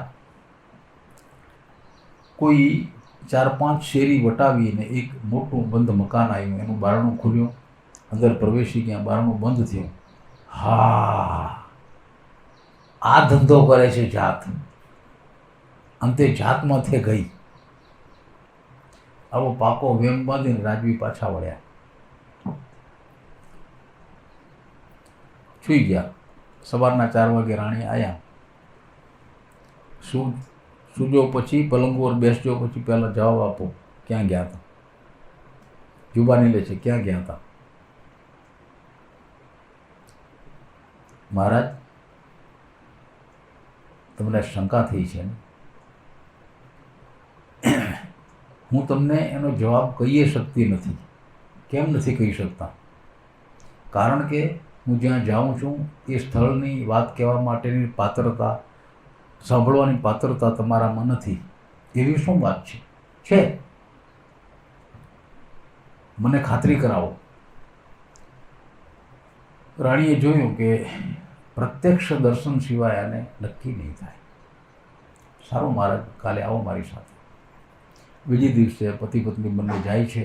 એ જ મકાન, એ જ દરવાજો ખુલે છે. રાતના 12 વાગ્યાનો સમય છે. અંદર પ્રવેશે છે. એક વિશાળ જ્ઞાની પુરુષોની કચેરી ભરાયેલી છે. જ્યોત પ્રગટે છે અને સુંદર મજાનું પવિત્ર વાતાવરણ છે. ભજન થાય છે. આ શું છે રાણી? આ જેને તન મનના તમામ વિકાર તજેલા છે, તન મનના તમામ વિકાર તજેલા છે એવા જ્ઞાની પુરુષોની આ કચેરી છે. અહીંયા બેઠેલા સ્ત્રી પુરુષો, એના શરીરના, એના તન મનમાં કોઈ વિકાર નથી. એનો પુરાવો શું? પુરાવો એ છે કે ભેગા થઈને ભજન ગાશે એટલે જ્યોત પોતે પ્રગટ થશે એના સતના બળથી. જો પ્રગટ ન થાય તો આટલી કચેરીમાં કોક મેલો માણસ ઘૂસી આવ્યો, આજે નહીં પ્રગટ થાય. એમ કોણ છે હું? તમે. અને રાજા ચોંકી ગયો, પણ ખાતરી કરવાનું નક્કી કર્યો. સાચે સાચ સમય થયો, ગીત ગવાયું, જ્યોત પ્રગટી નહીં. રોજ પ્રગટે જ્યોત. આખી કચેરી સ્તબ્ધ થઈ ગઈ. આજે જ્યોત પ્રગટતી નથી. હવે કોણ છે એવું? રાજા પોતે ઊભા થઈને બધાને નમસ્કાર કરીએ. એ ભક્તો, એ હું છું, પાપી જીવ. મારી હાજરીથી આ ઘટના આપને બની નથી, પણ મને આ પાત્રતા મળે ખરી? હા મહારાજ, મળે. પછી તો ઓળખી ગયા. તમે મને તમારા મંડળ સંઘમાં ભેળવો ખરા? હા, ભેળવીએ. શું કરવું પડે? દીક્ષા લેવી પડે. ઓહ, દીક્ષા તો સવારે લઈ લો. ત્યાં રાણી રોલમાં આવ્યા. મહારાજ, એમ તમારે આ રાજને પૈસેથી દીક્ષા નથી જડતી. એ દીક્ષા ચાલતી નથી ને ઉગતી એ નથી. તો શું કરું? તમારા પરસેવાના કમાયેલા પૈસાથી જે મંડપ રચાય અને જે ભગવાનની પૂજા વિધિ થાય એમાં તમને દીક્ષા મળે. એ સાચી દીક્ષા, એ જ ઉગશે. જાઓ કમાવા, પરસેવો પાડો, સાચા દિલથી મજૂરી કરો ને એમાંથી મળે એ લઈ આવજો. તે દીક્ષા. ભલે. ઇંતજારી થઈ. રાજાએ રાજપાટ છોડી કોઈ અજાણ્યા પ્રદેશમાં જતા રહ્યા જ્યાં કોઈ એને ઓળખે નહીં. અને ત્યાં લુહારને ત્યાં નોકરી કરી, ઘણ ઉઠાવવાની. ધડાધૂમ ધડાધૂમ ધડાધૂમ. ઘણા દિવસ સુધી નોકરી કરી. રોજ એને પગારના પૈસા મળે. રાણીએ કહેલું હશે આટલા પૈસા જોઈએ, એટલા જમા થયા. એના શેઠની રજા લઈ રાજ્યમાં આવીને રાણીને પ્રસ્તુત કર્યા. લો મહારાણી, હવે મને દીક્ષા અપાવો. એમાંથી દીક્ષા પામેલો એ રાજવી પ્રહલાદના જેવો જ પવિત્ર થઈ ગયો. કચેરીમાં બેસવાનો અધિકાર મળ્યો અને પોતાના દેહને, જીવનને પકાવતો પકાવતો પકાવતો એ દરજ્જે પહોંચી ગયો કે આજની તારીખે સત્યવાદી કોણ? તો રાજા હરિશ્ચંદ્ર. આવું પાકું નામું થઈ ગયું. વેચાઈ ગયો, છતાંય વિશ્વામિત્રજી એની પાછળ પડી ગયા કે રાજવી કહી દો ને પૈસા મેં તમને દઈ દીધા. ના મહારાજ, મેં પૈસા તમને આપ્યા નથી ત્યાં સુધી દઈ દીધા એ મારથી કહેવાય કેમ? તો લાવો. આજે નથી મહારાજ, હું કમાઈને દઈશ. તમામ વેચાઈ ગયા પછી પોતે વેચાયો, રાણી વેચાયા, દીકરો વેચાયો, એમાંથી પૈસા મળ્યા તોય પૂરું નથી. હજી નોકરી બાકી. જે એક અજાયબ ઘટના બનવાની ને એમાંથી જે તપ પ્રગટ થયું એ તપના પ્રતાપે કરીને હરિશ્ચંદ્ર રાજવીએ 7 કરોડ જીવ એનો ઉદ્ધાર કર્યો. 7 કરોડ એના ખાતે, એનાથી ડબલ વધી પડ્યા. જેને અધિકાર ન મળ્યો એ પાછા સમયના ચક્કરમાં ફસાયેલા, જન્મ મરણ પ્રાપ્ત કરતાં કરતાં કરતાં બીજા યુગમાં જઈ ચડ્યા. એ આપણે સીધો આપણે પ્રહલાદ ટાણે હતા. હો, આજકાલ આપણી યાત્રા આજકાલની નથી, સાચે સાચ માનજો. આજકાલની સીધી ચાલે આવી છે. ત્રીજો યુગ આવ્યો. આપણે બોર્ડ મારી દો, આ કથાની કોઈએ ખાતરી માગવી નહીં. એવા જ રાજવી ધર્મરાજ યુધિષ્ઠિર અનેક કષ્ટો વેઠતા વેઠતા પોતાના દેહને, પોતાના જીવનને પકાવતા પકાવતા એના ભાઈઓ સાથે રાજવી જ્યારે ભયંકર યુદ્ધ જીતીને રાજ્ય પ્રાપ્ત કરે છે, મહાભારતનું યુદ્ધ પછી રાજગાદી પ્રાપ્ત કરીને 36 વર્ષ રાજ્ય કરે છે. 36 વર્ષ. ભગવાન એને કહી ગયા છે કે તમારો સમય પૂરો થાય છે, રાજપાટ છોડીને અહીંયાથી જતા રહો, નહીં તો એવો વિચિત્ર સમય આવશે તમે જીવી નહીં શકો. કોઈ ભક્ત પ્રકૃતિના પુરુષો, જ્ઞાન માર્ગીઓ, કોઈ એવા માણસો ભલે ગમે તે ઉંમરના હોય, એને મુંબઈની કોઈ ડાન્સ ક્લબમાં મૂક્યા હોય તો એની શું હાલત થાય?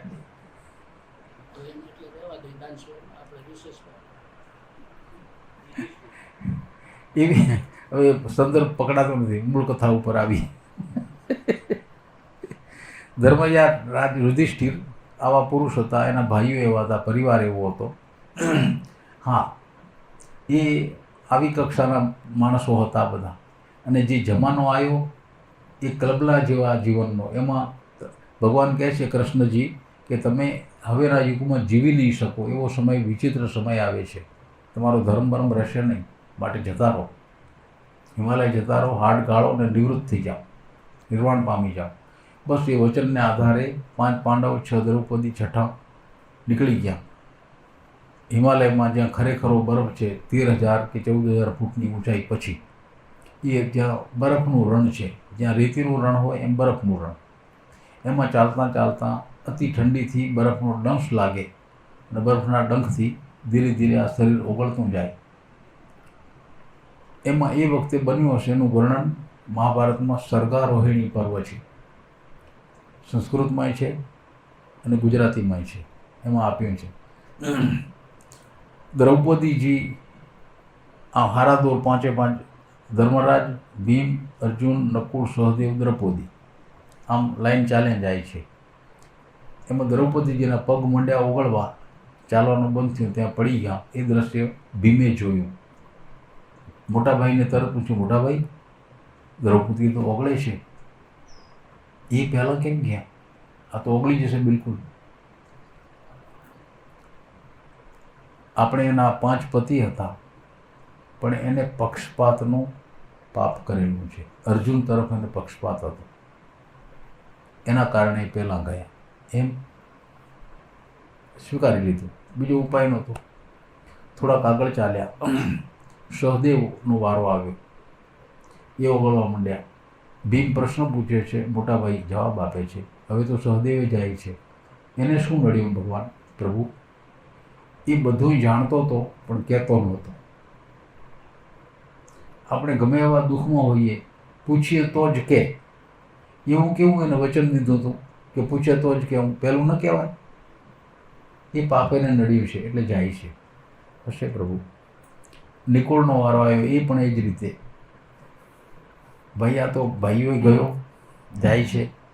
હા, એ જાય જ ને, એને વર્ણાગ્યા વેળા જ કરી છે જિંદગી આખી, કંઈ તપશીક કાંઈ કર્યા જ નથી. ગયો. અર્જુન, બમરાભાઈ અર્જુન જાય છે. આ તો વીર યોદ્ધો હતો, સંયમનો અવતાર હતો, આવો ભગવાન કૃષ્ણનો પાકો ભક્ત હતો. એને શું નડે?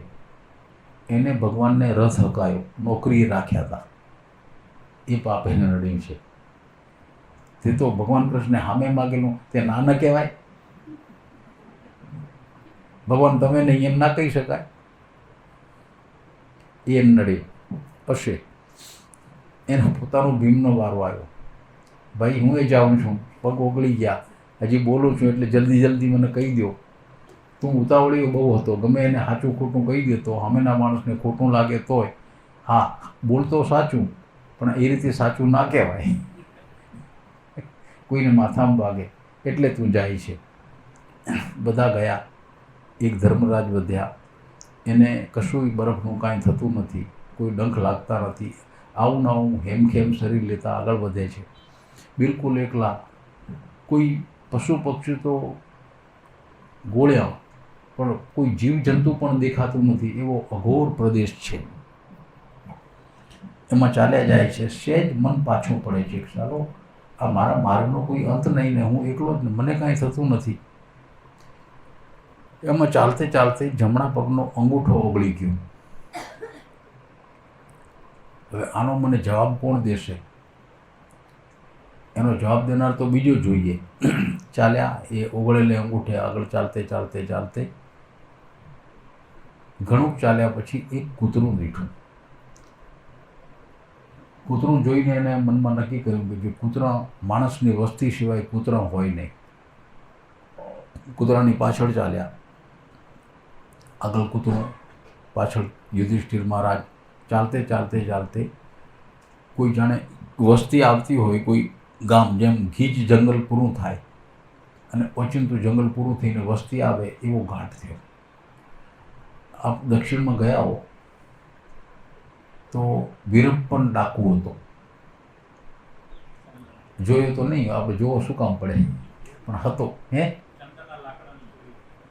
હા, એનો ચોર, ચંદન ચોર વીરપ્પન. એ જે એટલું ગીચ જંગલ છે, વચ્ચે રોડ છે, હાઈવે. 1982ની સાલમાં અમે ગયેલા. હવે આમાં પ્રવેશ્યા કંઈ ખબર ને, તો ગાડી હાલી જાય છે, રાતનો સમય છે ને મોટો હાઈવે છે વચ્ચોવચ્ચ. ધડાધડ ગાડી નીકળી ગઈ. છેડે પહોંચ્યા તો પોલીસ ચોકી હતી, ઊભા રાખ્યા. ત્યાંની ભાષામાં પૂછ્યું કે તમે સલામત આવી ગયા? કીધું એ શું થયું, અમને શું થાય? આ તો વીરપ્પન ડાકુનું જંગલ છે અને રાતના તમને, અને હાચા હાચ અમારી એક જ ગાડી, આગળ પાછળ કોઈ મળે નહીં. શી ખબર અમારી રક્ષા કોને કરી? પછી ત્યાં જે વર્ણન સાંભળ્યું કે આ માર્ગ રાત્રે આપોઆપ બંધ એટલા માટે થઈ જાય છે કે વીરપ્પનની ટોળીના માણસો અહીંયા ફરે છે, ડાકુગીરી કરે છે.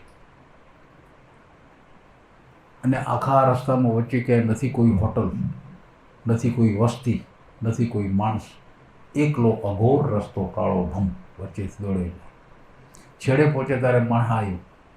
એમ યુધિષ્ઠિર મહારાજને એ છેડે પહોંચ્યા એટલે વસ્તી દેખાણી, મકાન દેખાણા, માણસોની હરફર દેખાણી.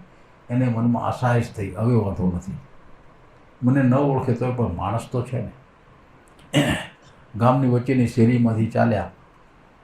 કોઈ ખાસ ઓળખીતું, ખાસ નહીં, બિલકુલ ઓળખીતું કોઈ જણાયું નહીં. એમ કરતે કરતે થોડુંક ચાલ્યા તો એક વિશાળ રાજમહેલ જેવું છે. એના આગળના આંગણામાં જુદા જુદા પલંગ ઉપર એના 4 ભાઈ અને 5મા દ્રૌપદીજી બેઠા છે. જોઈને રાજી રાજી થઈ ગયા. ઓહ, આર્યને અમારા સ્વજન, હવે વાંધો નથી. આંગણામાં વળે એ પહેલાં પાછે ઉભા રહો, પુકાર્યો, આવતા નહીં, અમારો તમારો મેળ નહીં પડે, આપણી દુનિયા બદલાઈ ગઈ છે, પાછા વળો, જાઓ. આ 5 ઇનકાર કર્યો. યોની બદલાણી. નિરાશ થઈને પાછા વળ્યા. આમ નજર સામે કરે, હવે શું, કોણ ઓળખે ને કોણ મને ઘરે લઈ જાય? એમાં નજર કરી નિરાશ થઈને માણસ, આપણે તપાસ કરજો, બહુ નિરાશ આવે તો આપણે આમ ઊંચું જોઈએ, માથું મૂંઝવાળીએ. એને આમ સામે જોયું તો છેટે 400-500 ફૂટ છેટે ભગવાન કૃષ્ણ ઊભા હતા. અરે હા, ભલે તમે કરતા હોય કરો. દોડીને ત્યાં ગયા. પ્રભુ તમે અહીંયા છો? હા મહારાજ, તમે ક્યાં ફરતા હતા? રાજી રાજી થઈ ગયા, દુઃખ બધાએ ભૂલી ગયા. કૃષ્ણજી કહે છે કે ધર્મરાજ ચાલો મારી સાથે આપણે ફરીએ. એમ કરીને બધું બતાવ્યું. જે બધું હતી રચના એના છેડે પહોંચ્યા. છેડે એક અદ્ભુત દ્રશ્ય જોયું. વિશાળ કુંડ ભરેલા છે, એમાં લાખો કરોડો જીવ ખદબદે છે. એ દ્રશ્ય જોઈને યુધિષ્ઠિર મહારાજ ભગવાનને પૂછે છે, પ્રભુ આ શું છે? આ પ્રાથમિક નરકના કુંડ છે, આ પહેલું નરક છે. જે જીવ કુકર્મ કરેલા હોય ને એને પહેલી સજા અહીંયા છે. આટલા બધા જીવ તો આટલા જ હોય ને, એક બે થોડા હોય. યુગોથી આમાં ઠલવાતા આવે છે, એનો ઉદ્ધાર થતો થશે. હા, ભગવાન આ જીવે એવા તે શું ગુનાહ કર્યા છે કે એના જીવનનો ઉદ્ધાર સદગતિ જ નહીં? તે તમને સદગતિ કરવી છે એની? મારાથી શું થાય? તમારાથી જ થશે. તર્કને રવાડે યુધિષ્ઠિર મહારાજને ભગવાન કૃષ્ણ ચડાવે છે. મારાથી શું થાય? થતું મને કહો, હું કરીશ. આ કુંડમાં નાહી લ્યો. આમાં જરાક સંશય પેદા થયો. ભગવાનનું કહેવું અને સંશય થયો, આમાં નવાય ખરું? મારી શું હાલત થાય આ શરીરની?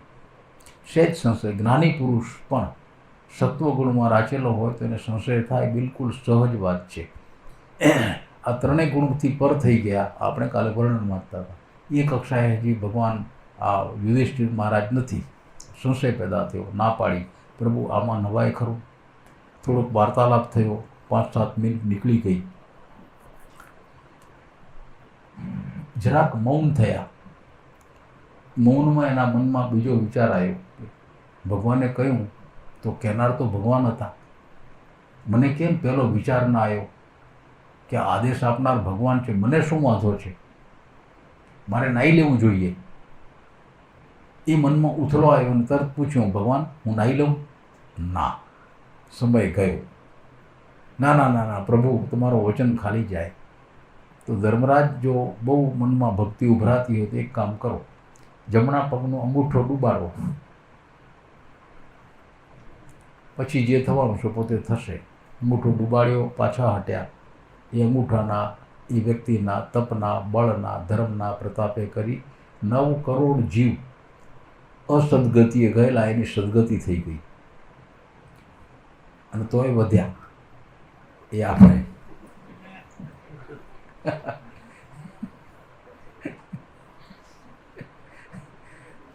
માનીએ ન માનીએ અલગ વાત છે.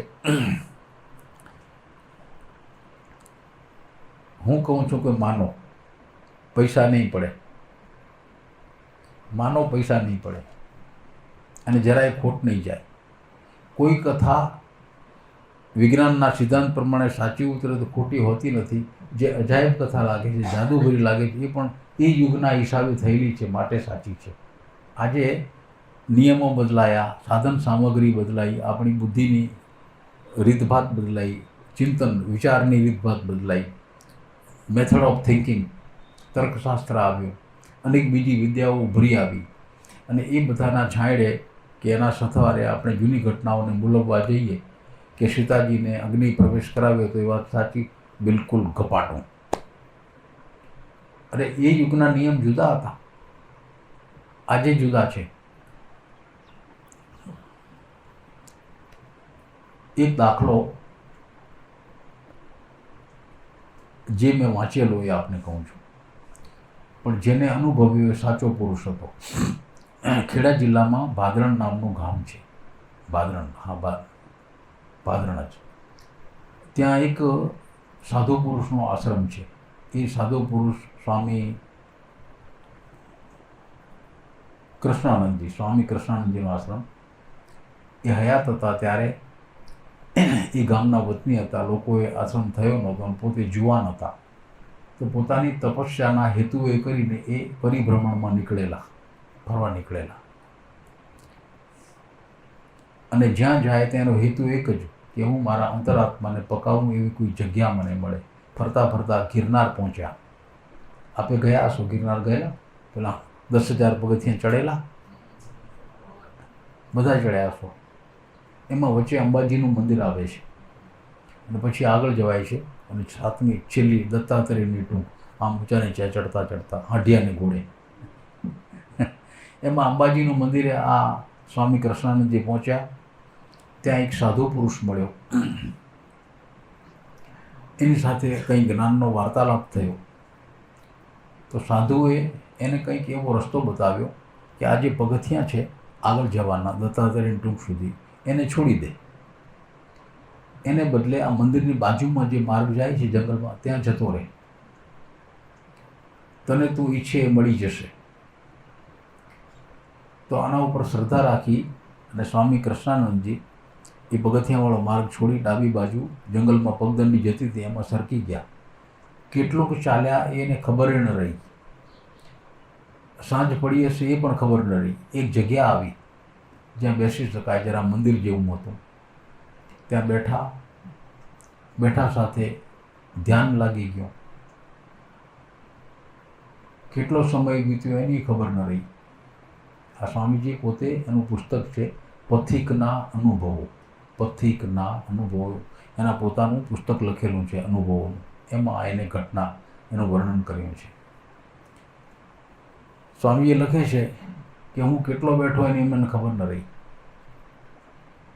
જાગ્યો ત્યારે તરોતાજા હતો. મને નહોતી તરસ લાગી, નહોતી ભૂખ લાગી, કોઈ થાક નહોતો લાગ્યો. જાણે કે હમણાં 5 મિનિટ પહેલાં જ બેઠો હું એવો હતો. ઉઠ્યો, આવીને મંદિરે આવ્યો.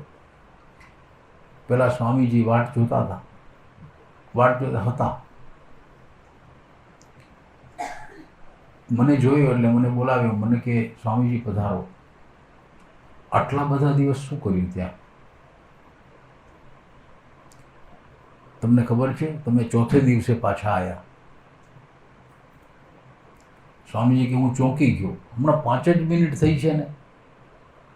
કઈ તારીખે ગયા હતા? કેલેન્ડરમાં તારીખ કઈ હતી ગયા તારે? અમુક તારીખ.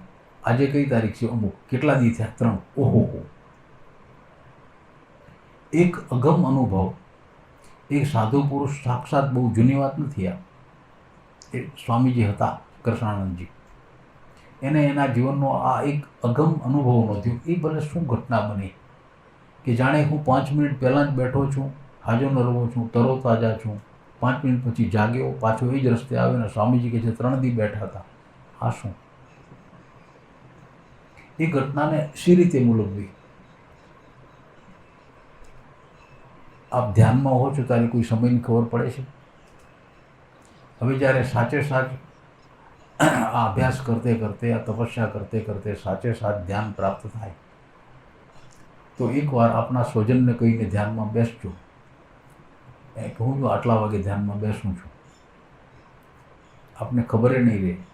સાચે સાચ ધ્યાન પ્રાપ્ત થાય, સાચે સાચ પ્રભુની ગુરુની કૃપા હોય તો એ ધ્યાનમાં બેઠેલો ધ્યાની ક્યારે જાગે એનું નક્કી નહીં. 1 દી થાય, 2 દી થાય, 3 દી થાય.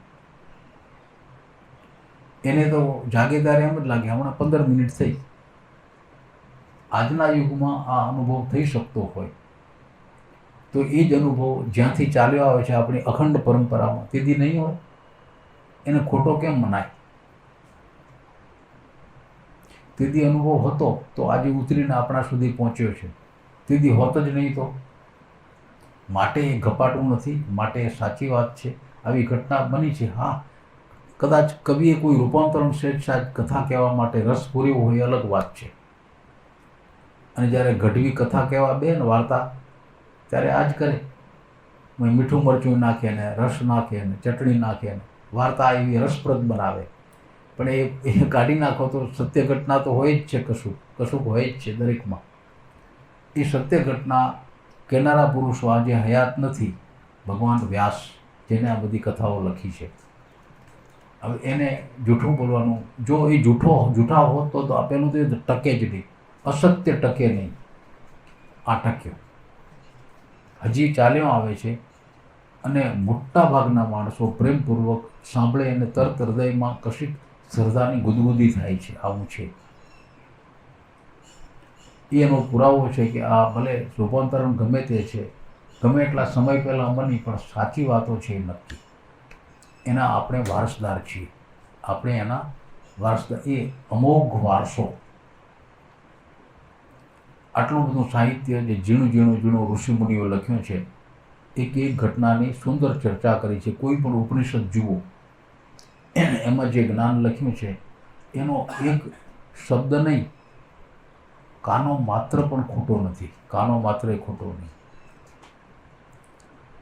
અભ્યાસ ન હોય આપણો એટલે કોઈ મારા જેવું આવે કે એ તો બધા ગપાટા છે, સાલું હશે હો. વળી બીજું કોક મળે, તમને ખબર નથી, બધી સાચી વાતો છે. આજે એ સાચી વાતને કહેનારો વક્તા નથી રહ્યો એટલે ખોટી વાતો રાખવાનું એ હશે. વાત સાચી આ છે, સમર્થ વક્તા નથી. હા, આ કસર છે, સમર્થ વક્તા નથી. આ શાસ્ત્ર જુવાનો કેમ જોતા નથી? વડીલો ચીડાય છે, છોકરા બગડી ગયા. પહેલાં જે શબ્દ વાપરતા એ વડીલોનો શબ્દ વાપરીને તમને કહું, એને ઈમાન નહીં ને. અમારા ડાક્ટર મિત્રના બાપુજી ખૂબ શ્રદ્ધાળુ જીવ, આજે હયાત નથી, મોટી ઉંમરના, લગભગ અભણ જેવા. એ આપણા છોકરાઓનો વિશે એમ કહેતા, એને આપણા છોકરાઓને ઈમાન નહીં ને ધર્મમાં, એટલે ઈસા કાઢે. ઈસા શબ્દ સાંભળ્યો હશે, ઈસા એટલે ભૂલ, આવું કહેતા.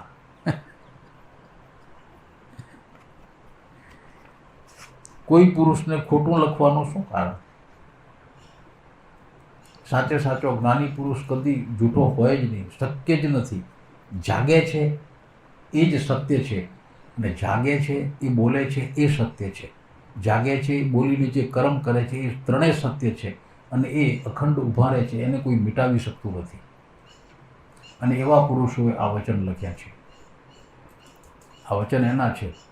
ભાષા જરા આપણે જે વાંચવા ટેવાયેલા છીએ, જેમ કે ઓશોના પ્રવચન લાયા છો પુસ્તક, પ્રતિ પ્રવચનો નારદના, એની ભાષા અને આ 600 વર્ષ પહેલાંની ભાષા, એટલા માટે આ જરાક જૂનવાણી લાગે છે. અને સૂત્રના રૂપમાં આખી વાતો લખી, સૂત્ર રૂપ છે આ. નારદના ભક્તિ પરમ પ્રેમ સ્વરૂપા, આ પહેલું સૂત્ર નારદનું, ભક્તિ પરમ પ્રેમ સ્વરૂપા. એ ભક્તિ પરમ પ્રેમ સ્વરૂપા, આ 4 શબ્દોનું સૂત્ર પહેલું જ એમ છે ને, વાંચ્યું હશે, યાદ કોઈ ન હોય તો. 4 શબ્દોનું સૂત્ર સમજાવવા માટે કેટલા પાના, કેટલું પ્રવચન લાંબુ છે, વાંચ્યો ને, અને ગદગદ થઈ જઈએ. આ છે અર્થ, ભક્તિ પરમ પ્રેમ સ્વરૂપા. કોઈ સમર્થ વક્તા એના મરમને કહેવાવાળો મળ્યો. નારદના ભક્તિ સૂત્રોમાં જે કહ્યું છે એ કહેનાર, એનો મરમનો જાણનાર પરમ એક સમર્થ વક્તા કહેનાર મળ્યો. એ વાંચે આજનો આધુનિક જુવાન, વાંચી જુઓ તો શબ્દે શબ્દે પ્રતીતિ થતી આવે હૃદયમાં. હા, બિલકુલ સાચી વાત છે. નારદજી ક્યારે હતા ખબર નથી. એને સૂત્રો 84 લખ્યા. 84 અવતારમાં એક સૂત્ર એ નારદજીના અવતારમાં જન્મ્યો છે. 84 અવતાર, દરેક અવતારમાં એક સૂત્ર, અને 84 સૂત્રો પૂર્ણ થયા, 84 અવતાર પૂરા થયા. અને જે અવતારમાં જે અનુભૂતિ અને ભક્તિની થઈ એ સૂત્રોમાં ઉતારી. અને આજે એ સૂત્રોમાં જે મરમમાં છપાયેલી વાત છે એ કહેનાર કોઈ વક્તા મળે તો એ સૂત્ર શું કહે છે જાણી શકાય. એમાં ઓશો જેવો વક્તા. એ દ્રષ્ટિથી, એવી સમર્થ રીતથી આનું ભાષ્ય કહેનાર કોઈ વક્તા નથી. એટલે એ સાચું લાગે છે. આ ઠીક હવે, ઠીક હવે કે એના જુવાનનો જરીકે દોષ નથી, જરીકે નહીં, હું દોષ નથી જોતો.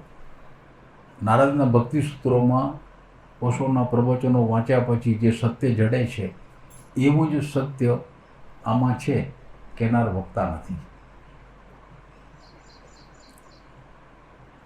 નહીં તો આ કોથળીના માધ્યમથી મન શું છે સમજી શક્યા તો આ ન સમજાય. જરાય અઘરું નથી, સમજાતું જ જાય.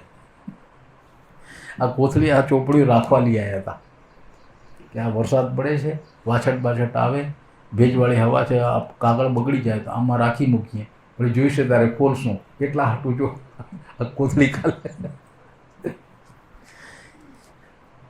કોથળીનો કેવો ઉપયોગ થયો. એમ જ્ઞાની પુરુષોની વાણી તો બધી સૂત્રાત્મક જ હોય, સૂત્રવાણી. એ સૂત્રને ઉકેલતા આવડે. એની લિપિમાં એને શું કહેવા ધાર્યું છે, સદગુરુ સાહેબને કરું રે પ્રણામ. સમરૂ નિરંતર એક નામ. હવે જવાશે.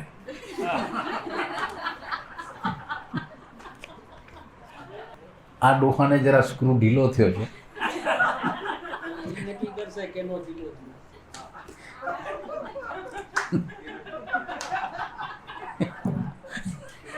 જાઓ જાઓ તો એ પછી નક્કી કરીએ.